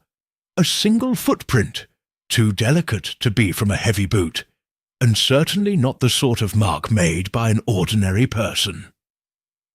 "Aha!" Poirot exclaimed, kneeling down to inspect the mark closer. "This, Hastings, is the key." Hastings leaned in. "What is it, Poirot?" "The thief, Hastings," Poirot said with a smile, "did not vanish into thin air. She slipped away, and she left behind a clue, a mark that tells us everything we need to know." Japp, who had been waiting patiently, watched in confusion. "What are you getting at, Poirot?" Poirot straightened up, his eyes gleaming with a mixture of satisfaction and triumph. The woman, the thief, she was never truly here in the way we imagined. Her presence was a trick of perception, a clever manipulation of the mind. The revealed Poirot returned to Grange's study, where the businessman was waiting, still visibly shaken. "Mr. Grange," Poirot began, "I must ask you one final question. When you saw the woman, did you notice anything unusual about her demeanour?" Grange shifted uncomfortably. Well, now that you mention it, there was something strange about her eyes. They were cold, too cold. I could swear she looked through me, not at me.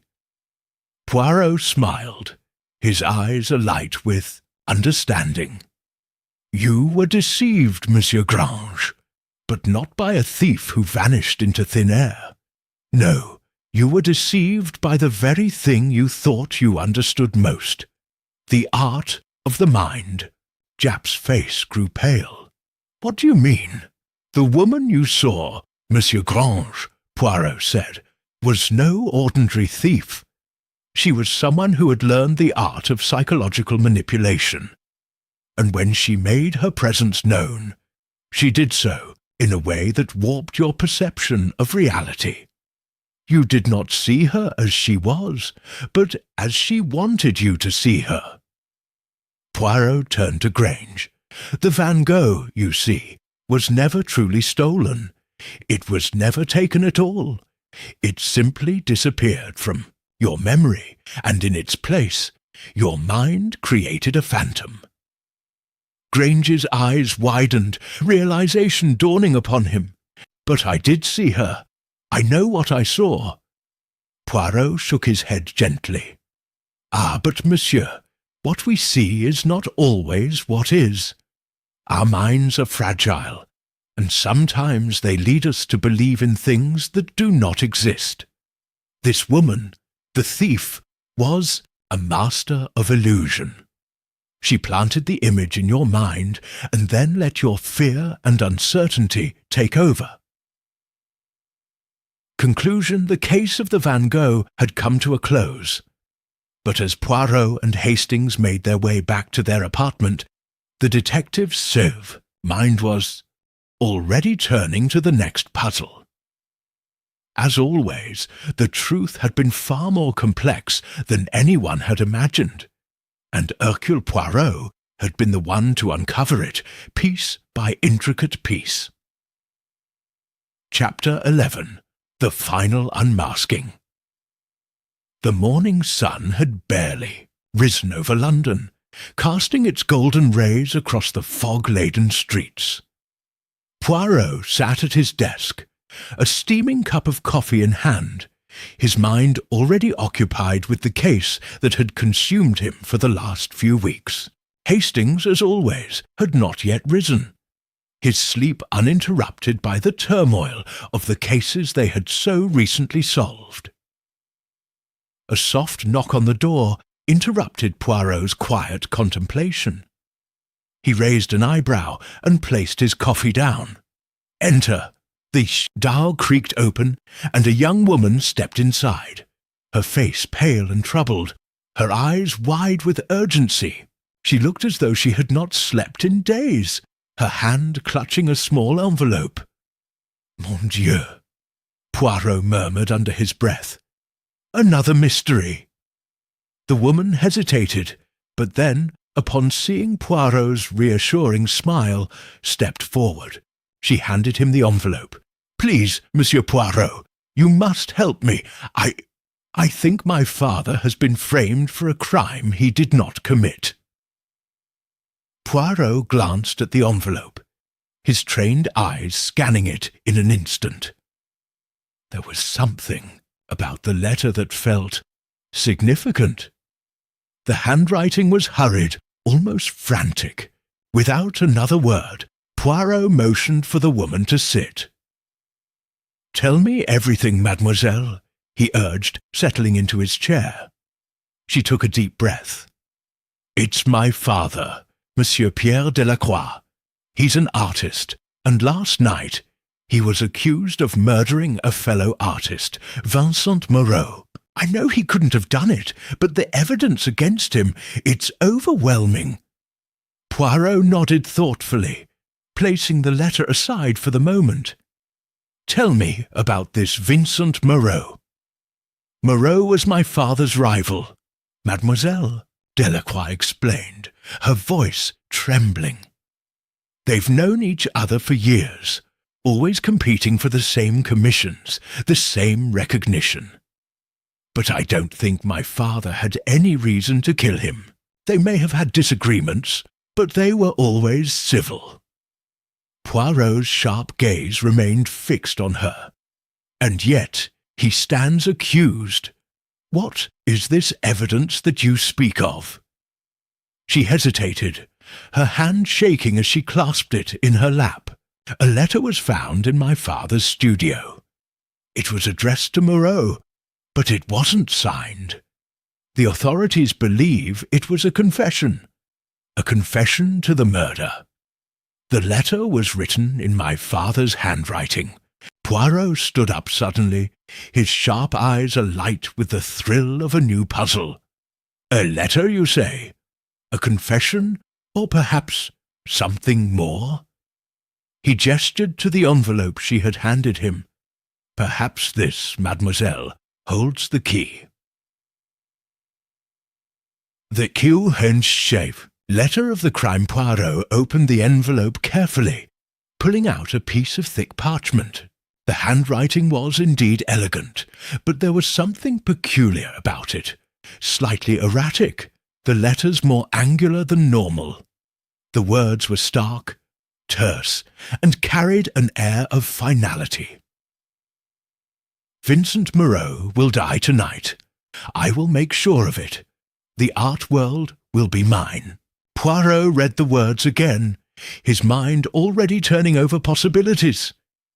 He handed the letter back to Mademoiselle Delacroix. "This is indeed strange, mademoiselle.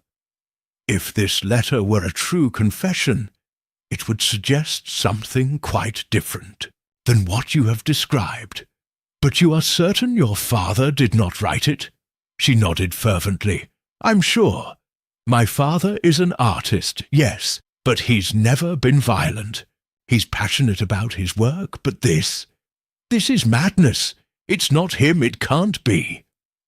Poirot placed the letter down on the desk, his mind working through the problem. "The writing itself is key, you see. The stroke of the pen, its pressure, reveals much about a person's state of mind. This letter, however, feels forced, as if someone wrote it imitating the hand of Monsieur Delacroix."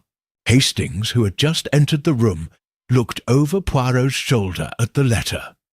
"You think it was faked?" he asked. Poirot gave a small smile, turning to face his friend. "Faked, yes. But who would do such a thing, and why? It is clear that this is not a typical case of passion or simple revenge. No, this crime was calculated." Hastings raised an eyebrow. "So, someone is trying to frame him." "Precisely," Poirot replied. "But the question, my friend, is who and why?" The Delacroix studio. Poirot and Hastings arrived at the Delacroix estate later that afternoon. The house was situated in a quiet, artsy neighbourhood of London, surrounded by small galleries and artist studios.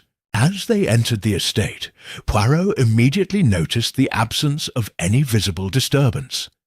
No signs of forced entry, no indication of a struggle. The studio, where the murder had allegedly occurred, was a large, airy room, filled with unfinished canvases, brushes, and the smell of turpentine. The lifeless body of Vincent Moreau had been discovered near the centre, sprawled on the floor as though he had collapsed suddenly. There were no signs of a violent struggle, no blood on the canvas, no marks on the floor, nothing to indicate a sudden burst of violence. Poirot's gaze swept across the room, noting every detail, the overturned chair, the palette lying on the floor, and the stillness that seemed to hang in the air. He approached the painting that Moreau had been working on before his death. It was a portrait, unfinished, of a woman, her face partially obscured by the brushstrokes. "Fascinating," Poirot murmured as he examined the work. "This, Hastings, is no ordinary portrait. It is incomplete." as if something was meant to be added, something important. Hastings approached the painting, but Poirot's mind was already elsewhere. "Tell me, mademoiselle, was your father and Moreau close?" he asked, turning toward Delacroix's daughter. She hesitated before answering. They were rivals, yes, but there was always an unspoken understanding between them. They respected each other, despite their competition. My father would never have killed him. Poirot turned his gaze toward her. Yet someone used your father's handwriting to frame him. And the rivalry between the two men was well known. Perhaps someone wanted to eliminate one of them, someone who had a deeper motive than mere competition. The unfinished letter back. In Poirot's apartment, the detective sat down with the letter in front of him once more. He held the letter up to the light, carefully examining the paper. There was something strange about the texture, a slight unevenness, as though it had been handled too much, as though it had been altered. Poirot's eyes narrowed. "The letter, Hastings. It is not merely a confession, it is a diversion. A clever diversion meant to mislead." Hastings leaned over the table, looking at the letter with renewed interest. "A diversion from what, Poirot?" Poirot smiled, his sharp eyes gleaming with understanding. "From the true motive, Hastings. What if the letter was not written by the killer, but rather by someone else? Someone who sought to cloud the true nature of the crime?" The answer was simple, yet profoundly elusive, the final confrontation. Poirot's investigation took a final turn that evening as he gathered the remaining suspects at the Delacroix estate. The air was thick with tension, and the storm outside mirrored the brewing storm of revelation inside. Delacroix, though visibly exhausted, stood beside his daughter, while the remaining guests, artists, patrons, and acquaintances, waited for Poirot's analysis. "Mon ami," Poirot began, addressing the room, "we have arrived at the end of our investigation. The crime you believed to be so straightforward was not, as you know, a simple case of rivalry gone wrong. It was, in fact, a carefully orchestrated act of deception." He turned to Delacroix. "You, monsieur, were the victim of a cruel game. A game meant to ruin your career and reputation. But the true culprit, the mastermind behind this scheme, is someone you all knew well." Poirot paused for effect, allowing the silence to stretch out, before finally revealing the name.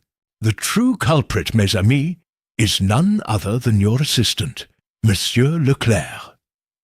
The room gasped as the man in question stiffened. Poirot's eyes never left him as he continued, "Leclerc, a man who had long lived in the shadows of both your fame, Monsieur Delacroix, and the reputation of Moreau. It was Leclerc who forged the letter, using your handwriting, Monsieur Delacroix, in a desperate attempt to destroy both you and your rival. His jealousy of your success, his bitterness at always being in the background, drove him to frame you for the murder of Vincent Moreau." The unmasking Leclerc's face turned pale, his hands trembling as he tried to speak but faltered. The room was silent, save for the soft sound of the storm outside. Poirot turned to the gathered crowd. "It is not uncommon, you see, for jealousy to cloud a man's reason. Leclerc wanted to take your place, Monsieur Delacroix, and he thought that by destroying you both, he could achieve his goal." Leclerc finally collapsed into a chair. His shoulders slumped in defeat. Chapter 12. Justice and Reflection. The storm outside had not yet abated, but the tension in the room had lifted, replaced by the quiet hum of realization. Hercule Poirot stood at the centre, his eyes fixed on the now broken man, Monsieur Leclerc, who had been exposed as the architect of the crime that had threatened to ruin the Delacroix family. The truth, so carefully woven through the fabric of lies, had finally been uncovered. But Poirot knew that this was not the end. The puzzle had been solved, the pieces carefully set in place, but the repercussions of this revelation would ripple outward, touching everyone involved. There was no triumph in Poirot's eyes, no gloating satisfaction that came with the unmasking of the villain. His expression remained composed, serene even, but there was an unmistakable air of quiet reflection. As the police arrived to take Leclerc into custody, Poirot stepped back from the group. He looked at Mademoiselle Delacroix, who stood in silence, her face pale, but her eyes burning with gratitude and disbelief. "Mademoiselle," Poirot began, his voice soft yet resolute, "I know that this has been a terrible ordeal for you, but it is important to remember that justice has been served, and the wrongs done to your family will now be righted." She nodded slowly, her lips trembling. "Thank you, Monsieur Poirot. I don't know what would have happened if you hadn't come. I was certain my father would be imprisoned for something he didn't do. You've saved us both." Poirot inclined his head with a slight smile. "It was not just me, mademoiselle. The truth has a way of revealing itself, even when we are least expecting it. All I did was follow the path that was laid before me, no more." Turning toward Monsieur Delacroix, who had remained largely silent during the confrontation, Poirot continued, "Monsieur, I understand that this has been a difficult time for you as well. Your reputation has been marred by this cruel plot, but you are free now. You are innocent." Delacroix met Poirot's gaze with a look of profound relief. But there was also something else, something almost imperceptible. A flicker of sadness, perhaps, or regret. "You've done more than anyone could have hoped for, Poirot," Delacroix said, his voice low. "I don't know how to thank you." Poirot gave a modest wave of his hand. "You need not thank me. It is simply the work of a detective, nothing more. But the question remains, what will happen next, Monsieur Delacroix?" Delacroix's expression darkened for a moment. "I don't know. The damage has been done. Even though the truth has come to light, the shadow of this accusation will follow me for some time, perhaps forever. My reputation as an artist may never fully recover." Poirot's eyes softened as he observed the artist. He had always prided himself on his ability to see into the hearts and minds of people, to read their innermost thoughts. In that moment, Poirot saw not just the artist, but the man. A man who had been brought low by jealousy, ambition, and the weight of a tragic rivalry. A man who, despite all his accomplishments, had been willing to take desperate measures to preserve his place in the world. "There is more to life than reputation, Monsieur Delacroix," Poirot said gently. "You are a man of talent. Your work speaks for itself. It will take time, yes, but your true worth cannot be defined by rumours and false accusations." Delacroix let out a long breath, as if a weight had been lifted from his shoulders. "I will try to remember that," he said quietly, nodding at Poirot in a gesture of appreciation. A moment of reflection. Later that evening, after the authorities had taken Leclerc away, and the Delacroix estate had begun to return to some semblance of normalcy, Poirot and Hastings found themselves once again in the quiet of Poirot's apartment. The world outside had calmed, and the once violent storm had turned into a gentle rain, tapping against the windows like a soft, persistent reminder of the world's continued motion. Hastings, ever the one to appreciate the dramatic conclusion of a case, settled into an armchair with a contented sigh. Another mystery solved, Poirot, and quite a clever one at that. You must admit it was a rather brilliant scheme on Leclerc's part. Poirot, however, did not share his friend's satisfaction. He sat at his desk, his hands clasped together as he stared out the window. "Clever, yes," he said, his voice thoughtful.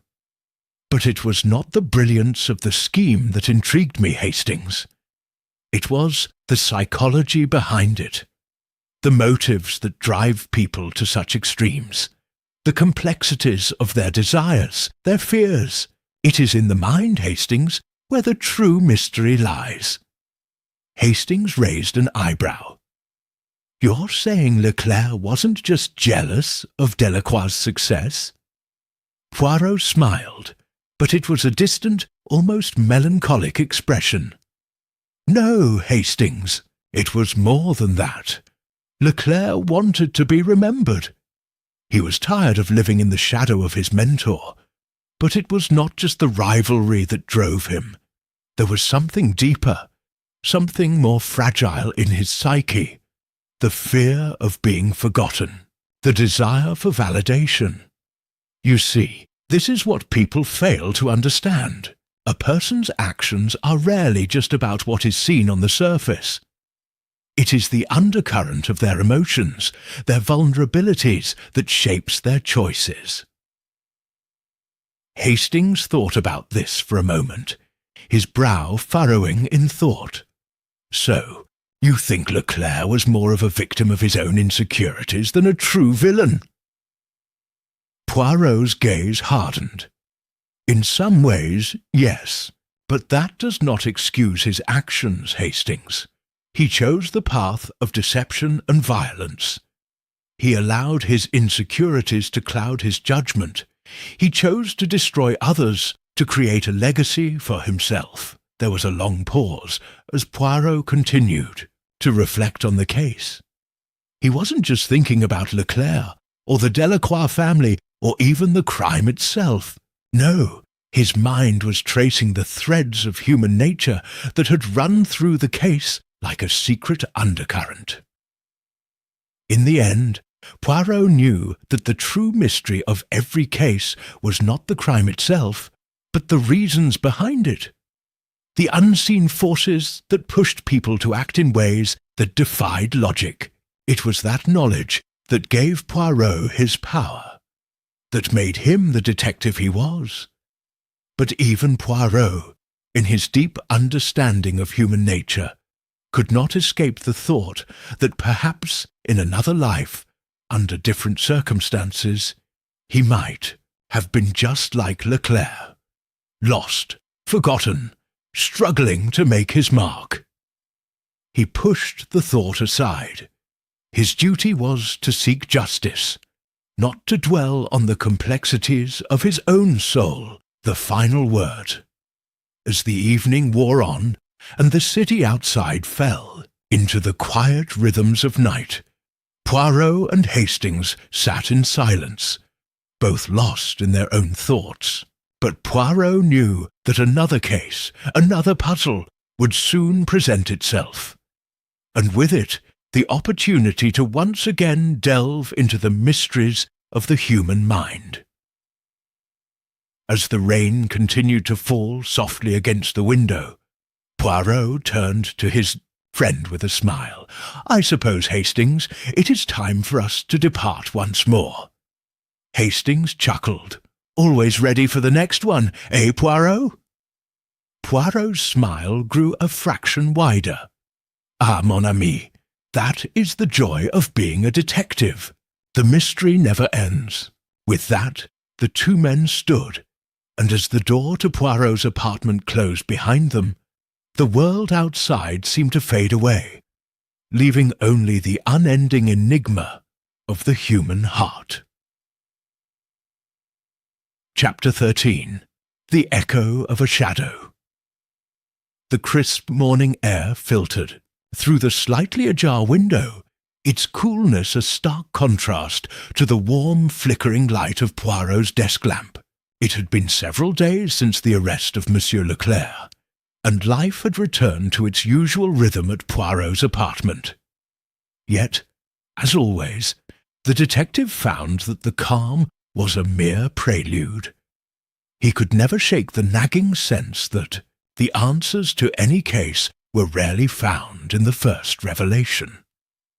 And so, as always, he found himself waiting. Poirot sat at his desk, staring at the letter before him. An elegant, nearly undecipherable scrawl written in ink that had once been carefully considered but now was fading. The letter had arrived that morning, postmarked from an unfamiliar address in a distant part of Paris. It was unsigned, a brief note with no return address, and no salutation. Yet its contents were enough to stir Poirot from his brief respite. This words on the page seemed innocuous enough at first glance.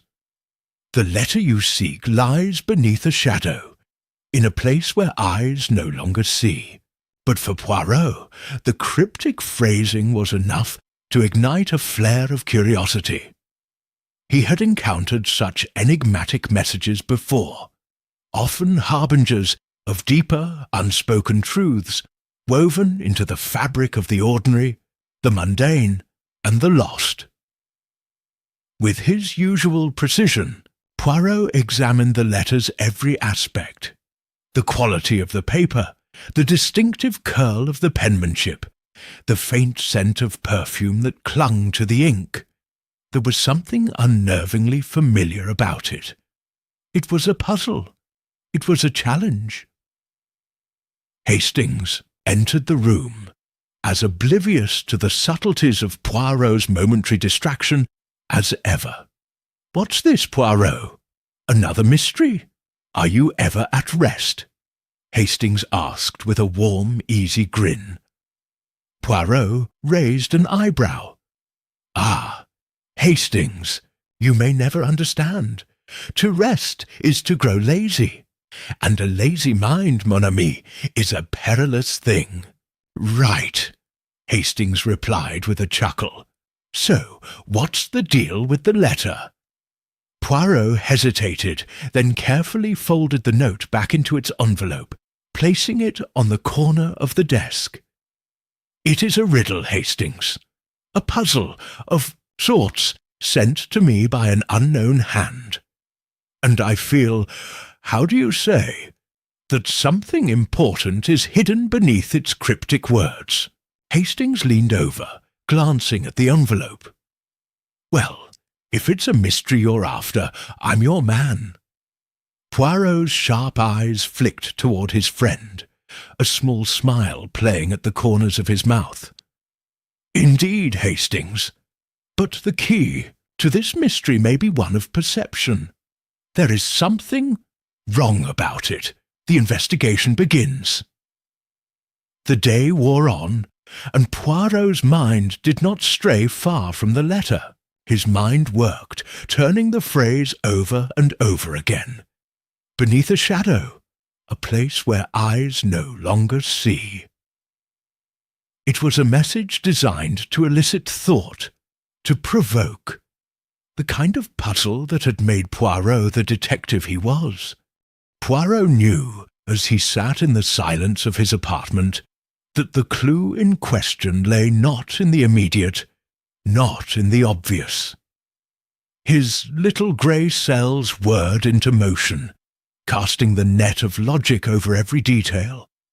The paper, the words, the scent, each one spoke to him, offering pieces of a larger whole.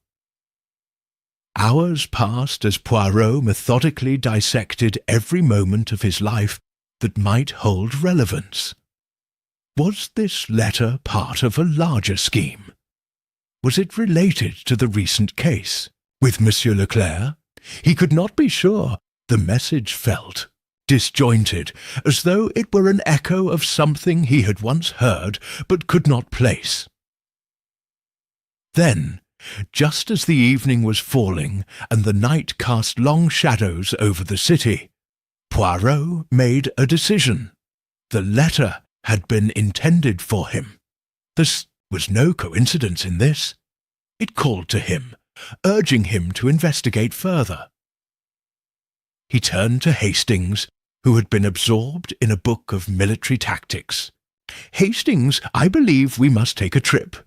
A short visit is required to the very heart of this mystery." Hastings closed his book with an exaggerated sigh. "I suppose it's never as simple as a quiet evening, eh, Poirot?" Poirot smiled, slightly, tapping the edge of his desk with a delicate finger.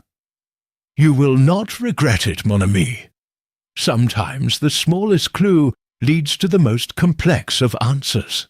The hidden place Poirot and Hastings arrived at the designated address just as the last light of day was fading.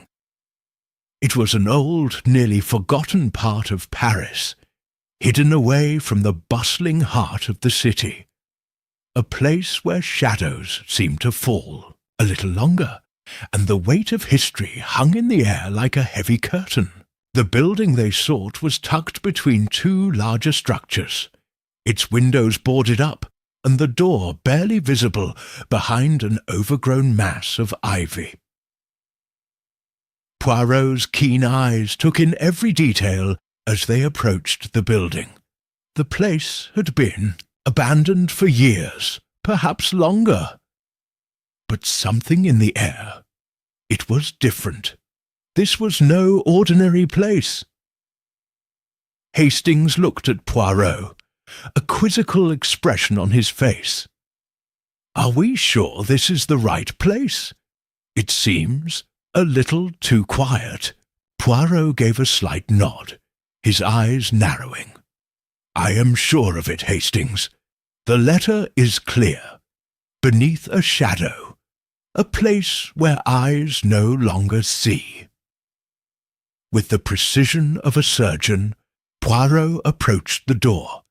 He tapped on the frame, a rhythmic pattern that seemed to reverberate against the old wood. After a moment of silence, a low creak signalled that the door had been opened. An elderly man, his face pale and drawn, appeared at the threshold. "Monsieur Poirot, I presume?" His voice was raspy, as though he had not spoken in some time. Poirot nodded, his posture as polite and unyielding as ever. "Indeed I am. We are here to investigate the mystery that seems to reside within this house." The elderly man stepped aside, allowing them to enter. The interior was dark, damp, and filled with the smell of mildew. But amidst the gloom, Poirot could see that there was something more at play. The house, though forgotten by time, was still meticulously maintained. "Please," the man said, leading them deeper into the house. "You may wish to examine the room yourself." The unfinished letter. They arrived in a small, dimly lit study. Papers were strewn across the desk, some yellowed with age, others more recent. But among the disarray, Poirot's sharp eyes caught sight of something significant. On the far side of the room, hidden beneath a curtain of cobwebs, was a letter that seemed to have been deliberately placed out of sight. Poirot approached the letter carefully, as though it were the most delicate of treasures. He took it in his hands and unfolded the edges, revealing its contents. The words were not unlike the first letter. "In the place where light falters, only the truth remains to guide you." Poirot's eyes narrowed. This was no mere coincidence. The game was still afoot. Chapter 14. The Secret Beneath the Veil. The cold air was seeping into the study through cracks in the windows, as Poirot carefully examined the letter he had uncovered. The words seemed eerily familiar, yet his mind grappled with the deeper meaning behind the message. The sense of urgency that had been gnawing at him for the past several days was now stronger than ever.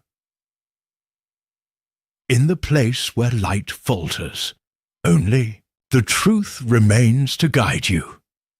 He read the phrase again, letting the rhythm of the words dance in his mind. Where light falters.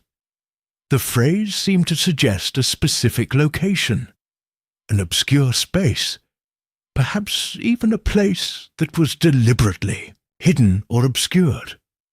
Poirot's mind began to work in overdrive. He had seen these kinds of riddles before. Veiled messages that led to something far greater, far darker than initially apparent. Hastings, who had been standing near the door, now stepped closer. "What's this, Poirot? Another mystery wrapped in riddles?" Poirot didn't answer immediately.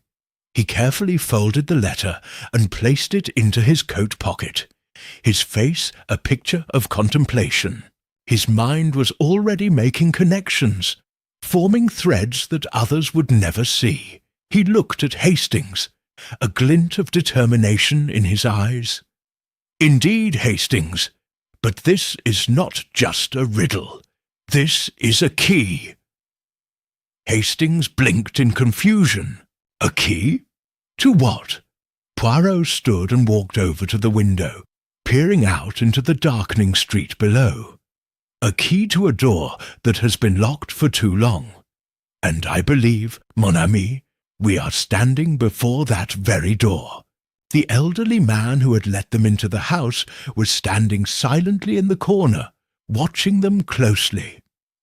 He had not spoken a word since they had entered, but his presence was unsettling. His expression was one of deep curiosity, but also a faint trace of unease. Poirot turned to face him. "Monsieur," he began, his voice steady and polite, "could you tell me more about this house? Its history, its inhabitants? Anything that might help us understand the meaning of these messages?" The old man hesitated, his fingers twitching nervously.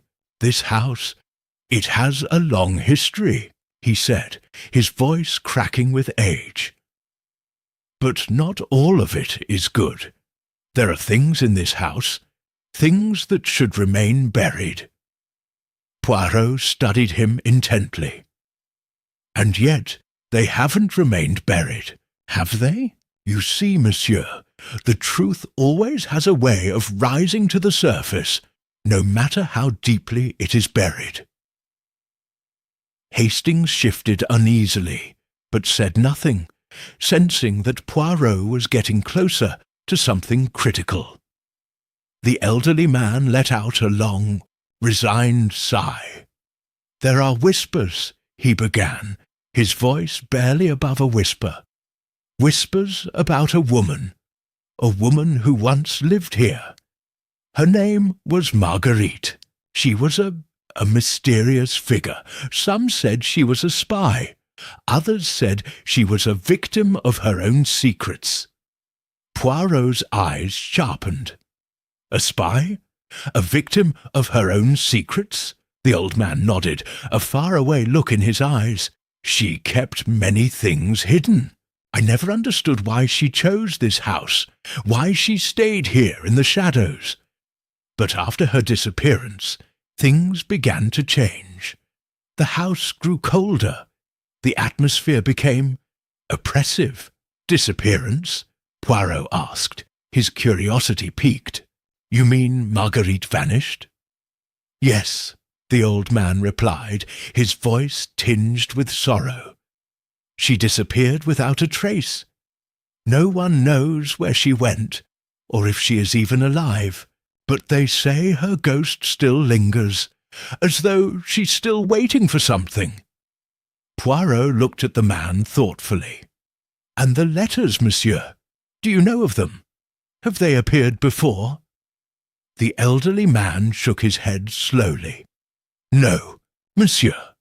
This is the first time I've seen such a letter. But I have heard of others who have received strange messages that seem to be from beyond the grave. People believe it is Marguerite reaching out, trying to tell them something." Poirot's brow furrowed as he processed the information. The place where light falters, a hidden truth, and the woman named Marguerite. It seems, Hastings, that we have uncovered a tale of deception, mystery, and perhaps something far darker than we originally imagined. The search for clues Poirot's instincts kicked into high gear. The riddle, the missing woman, and the ghostly presence all seemed to form a tangled web, one that was begging to be unravelled. He turned back to the elderly man, his voice calm but commanding. "Monsieur, we must search this house.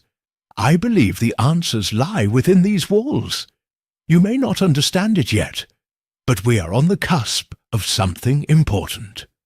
The old man looked fearful, but nodded. "I will guide you, Monsieur Poirot, but I warn you, there are things in this house that should not be disturbed." Poirot gave a small, reassuring smile. "Do not worry, monsieur. I will not disturb anything that does not wish to be found, but we must not waste time." The three of them began their search, moving from room to room. Poirot's sharp eyes missed nothing. Every book, every painting, every piece of furniture was scrutinized for any clue that might reveal more about Marguerite's life, her secrets, and perhaps the truth behind her disappearance. It was in the attic that they found the next piece of the puzzle. The door creaked, open with a heavy groan, and Poirot, Hastings, and the elderly man entered the small, dusty space. Old trunks, forgotten furniture, and heaps of yellowed papers filled the room. But one object stood out. A large, ornate mirror standing against the far wall, covered by a thick, moth-eaten cloth. Poirot approached it cautiously, feeling a sense of foreboding wash over him. He removed the cloth with careful precision, revealing the mirror's surface. It was dark, almost as if it had not been cleaned in years. But as Poirot wiped a section of the glass, something strange caught his eye. A faint inscription, barely visible against the grime. Hastings stepped forward, his curiosity piqued. "What is it, Poirot?" Poirot ran his fingers over the engraving. "A name," he said quietly, his voice filled with both awe and understanding. "Marguerite." The unfinished letters secret Poirot's mind raced as the pieces of the puzzle began to fall into place. The mirror was more than just a forgotten relic. It was a hidden message, a final, desperate clue left behind by the woman who had once lived here. Perhaps a clue that had remained unseen for years. But there was more to this story, something that Poirot could sense, but had not yet fully understood. The mirror held a secret, and it was a secret that had been carefully guarded. As Poirot continued to examine the inscription, his thoughts returned to the letters. "In the place where light falters." The place where light falters. Perhaps the answer was not just physical. Perhaps it referred to the light of truth, the hidden part of the story that had been obscured for so long. Poirot turned to the elderly man. "Monsieur, I believe we are very close to uncovering the truth about Marguerite and the mystery that has haunted this house." The elderly man looked pale, as if the weight of the years had finally caught up with him. "Please, Monsieur Poirot, I beg you, leave it. Some truths are better left untouched." Poirot's eyes were filled with quiet determination. "No, monsieur. It is time for the truth to be known." Chapter 15. A veil lifted, a deception exposed. The mansion's attic, with its dust-laden air and forgotten relics, felt eerily silent as Poirot stood before the old mirror. His fingers lightly traced the faded engraving of Marguerite's name, and his thoughts churned rapidly as he pieced together the mystery. The mirror, the inscriptions, and the letters, each seemed to be intricately woven into the same elaborate web of deception.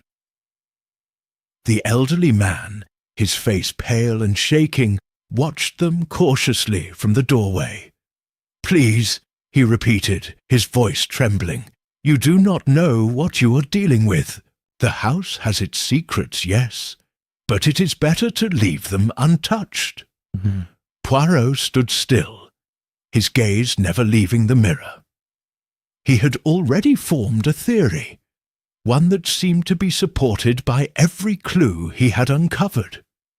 Marguerite's disappearance, the strange letters, and the whispers about her past, all were pointing to something far more sinister than anyone had imagined. Hastings, ever the skeptic, stepped forward. "What is it, Poirot? What's hidden behind all of this? You have something on your mind, don't you?" Poirot turned, his expression cool yet determined. "Ah, mon ami, it is clear to me now.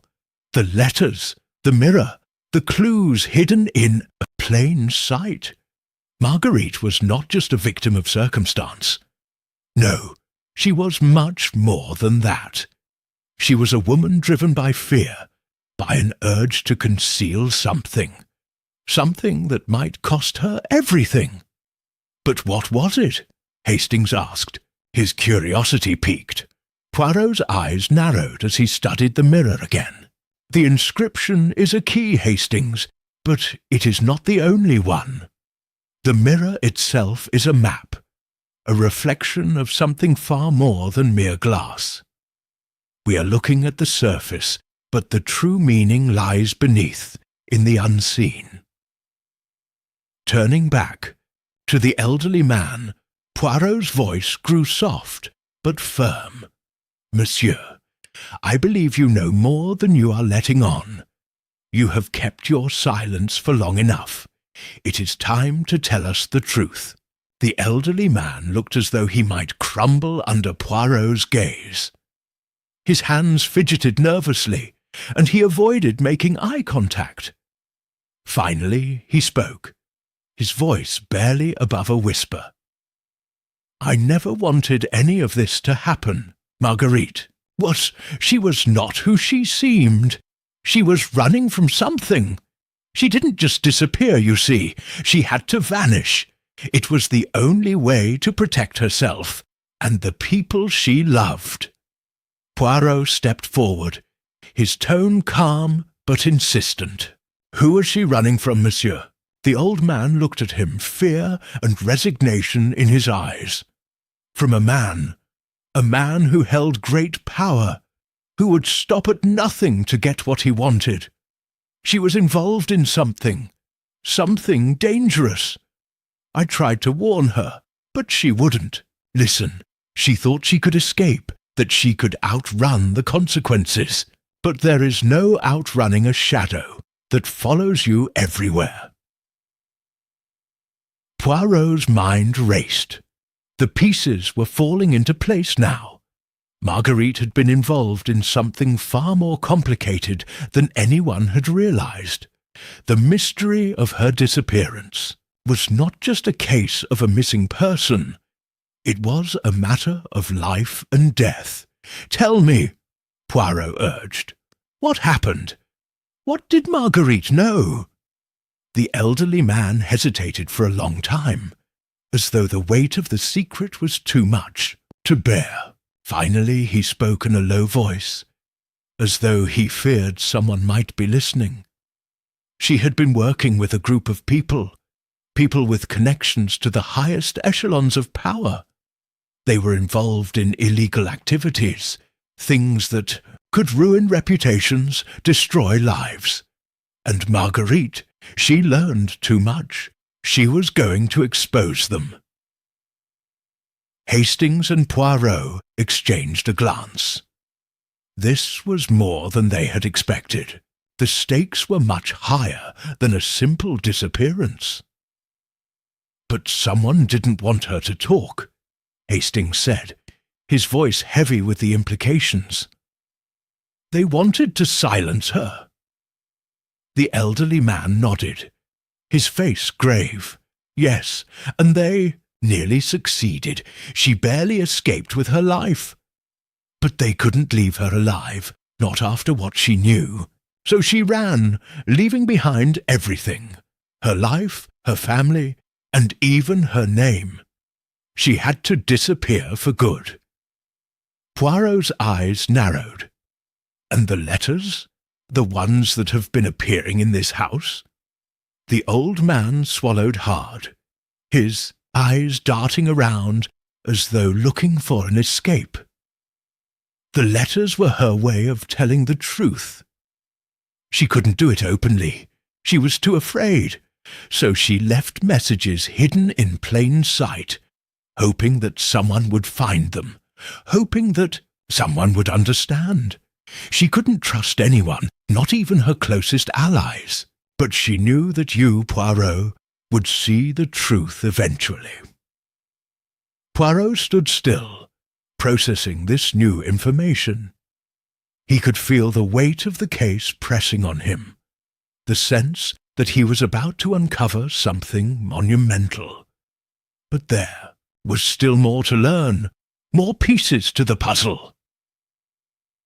"Then we must find her," Poirot said, his voice steady but filled with urgency.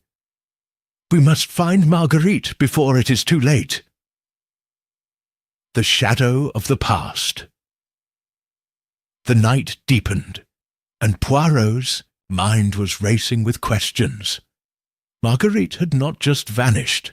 She had gone into hiding, and someone powerful, had ensured that she would never be found.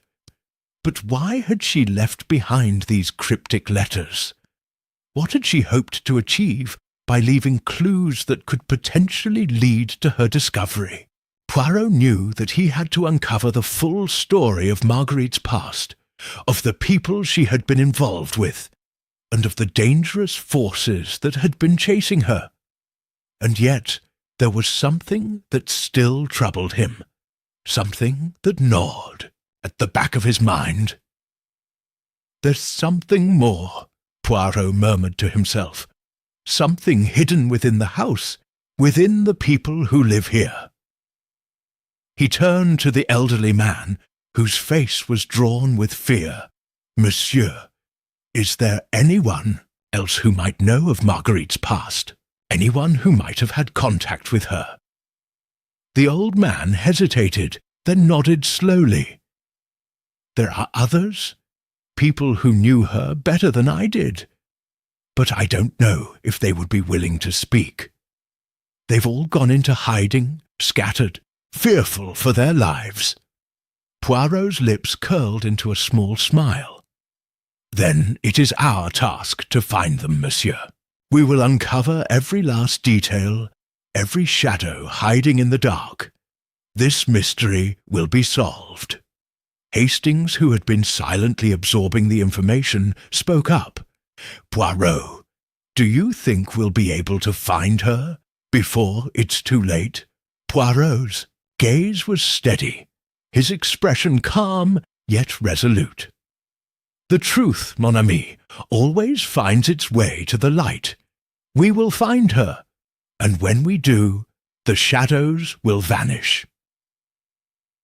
The game was afoot once again, and this time Poirot was certain that the truth would not elude him for long. Chapter 16. Unmasking the Puppet Master. The room was silent, save for the rhythmic ticking of an old grandfather clock in the corner. Poirot, ever the meticulous observer, stood still, his mind swirling with the complexities of the case. The secrets of the past seemed to stretch before him like a maze, each turn leading to yet another door he had to open, another clue he had to unravel. The elderly man, who had confessed so much to Poirot and Hastings, stood by the window, his gaze lost in the dark expanse of the night.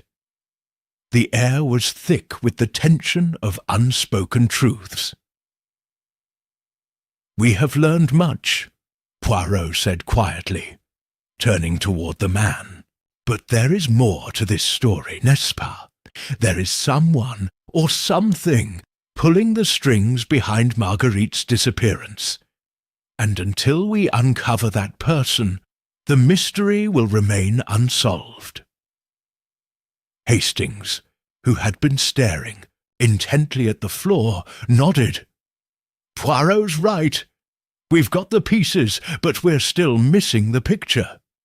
We've only heard one side of the story, the side that wants us to believe Marguerite was the victim of a dangerous conspiracy." The elderly man stiffened, his hands trembling as he reached for the back of a chair. "You don't understand," he said, his voice shaky. "There's nothing more to tell. Marguerite made her choice. She ran. She knew what would happen if she didn't." "But why?" Poirot asked, his tone firm but gentle. Why would someone with so much to lose, someone who had everything, throw it all away for the sake of secrecy? The elderly man's expression hardened, and for the first time Poirot saw a flicker of something darker behind his eyes, something that hinted at guilt, at fear, and at an unspoken truth. The old man opened his mouth to speak, but faltered. Finally he managed, "Because Marguerite wasn't just a victim of the past. She was the key to something far more dangerous, and the one who holds all the cards, the one who made sure she disappeared, he's the one we need to find." Poirot raised an eyebrow. "Who?" The old man swallowed, his throat dry. "You need to go to the study. There you will find the answer you seek." Poirot's mind raced as he turned toward the study door. Hastings followed silently behind him. The two men had uncovered enough evidence to suggest that Marguerite's disappearance was not merely a flight from a past mistake. It was the result of something more calculated, something orchestrated by an unseen hand. As Poirot stepped into the study, the scent of dust and old leather filled his nostrils. The room, with its shelves of forgotten books and papers, looked like any other room in the house. Yet to Poirot it was an archive of the life that had been hidden from the world. He moved toward the desk, where a series of unopened letters and papers were scattered across the surface. He paused, his sharp eyes scanning the room for anything out of place. Hastings, ever the impatient one, was already rifling through a drawer, muttering under his breath. "There's nothing here, Poirot. Just a bunch of old correspondence and—" He stopped, holding up a piece of paper. "Wait, this is odd. Look at this." Poirot turned, his curiosity piqued. Hastings handed him the letter, and Poirot's eyes widened slightly as he read the contents. "I know what you did. It cannot be undone. The past will catch up to you, no matter how far you run.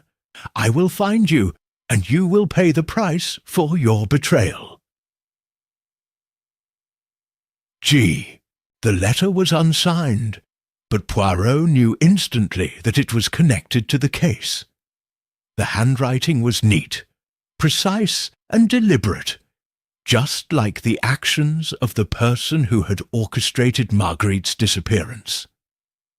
But the most significant detail was the final line. G. Hastings stepped closer. "Who's G? A man?" Poirot didn't answer immediately. His mind was already working, connecting dots. G. It could be anyone. A man, perhaps, but also someone involved in Marguerite's life. Someone who would hold power over her. Someone with leverage. Poirot turned back to the desk, his gaze sharpening as he noticed something else. A photograph, partially obscured beneath a stack of papers. He picked it up carefully, his eyes narrowing as he studied the image. It showed a group of people gathered at a social event, laughing and enjoying themselves. But one face stood out to him immediately. It was the face of a man, tall, with a chiseled jaw and cold eyes. Poirot recognized him immediately, despite the faint smile that curled his lips in the photograph. "Gérard Devereux," Poirot murmured, his voice steady with recognition.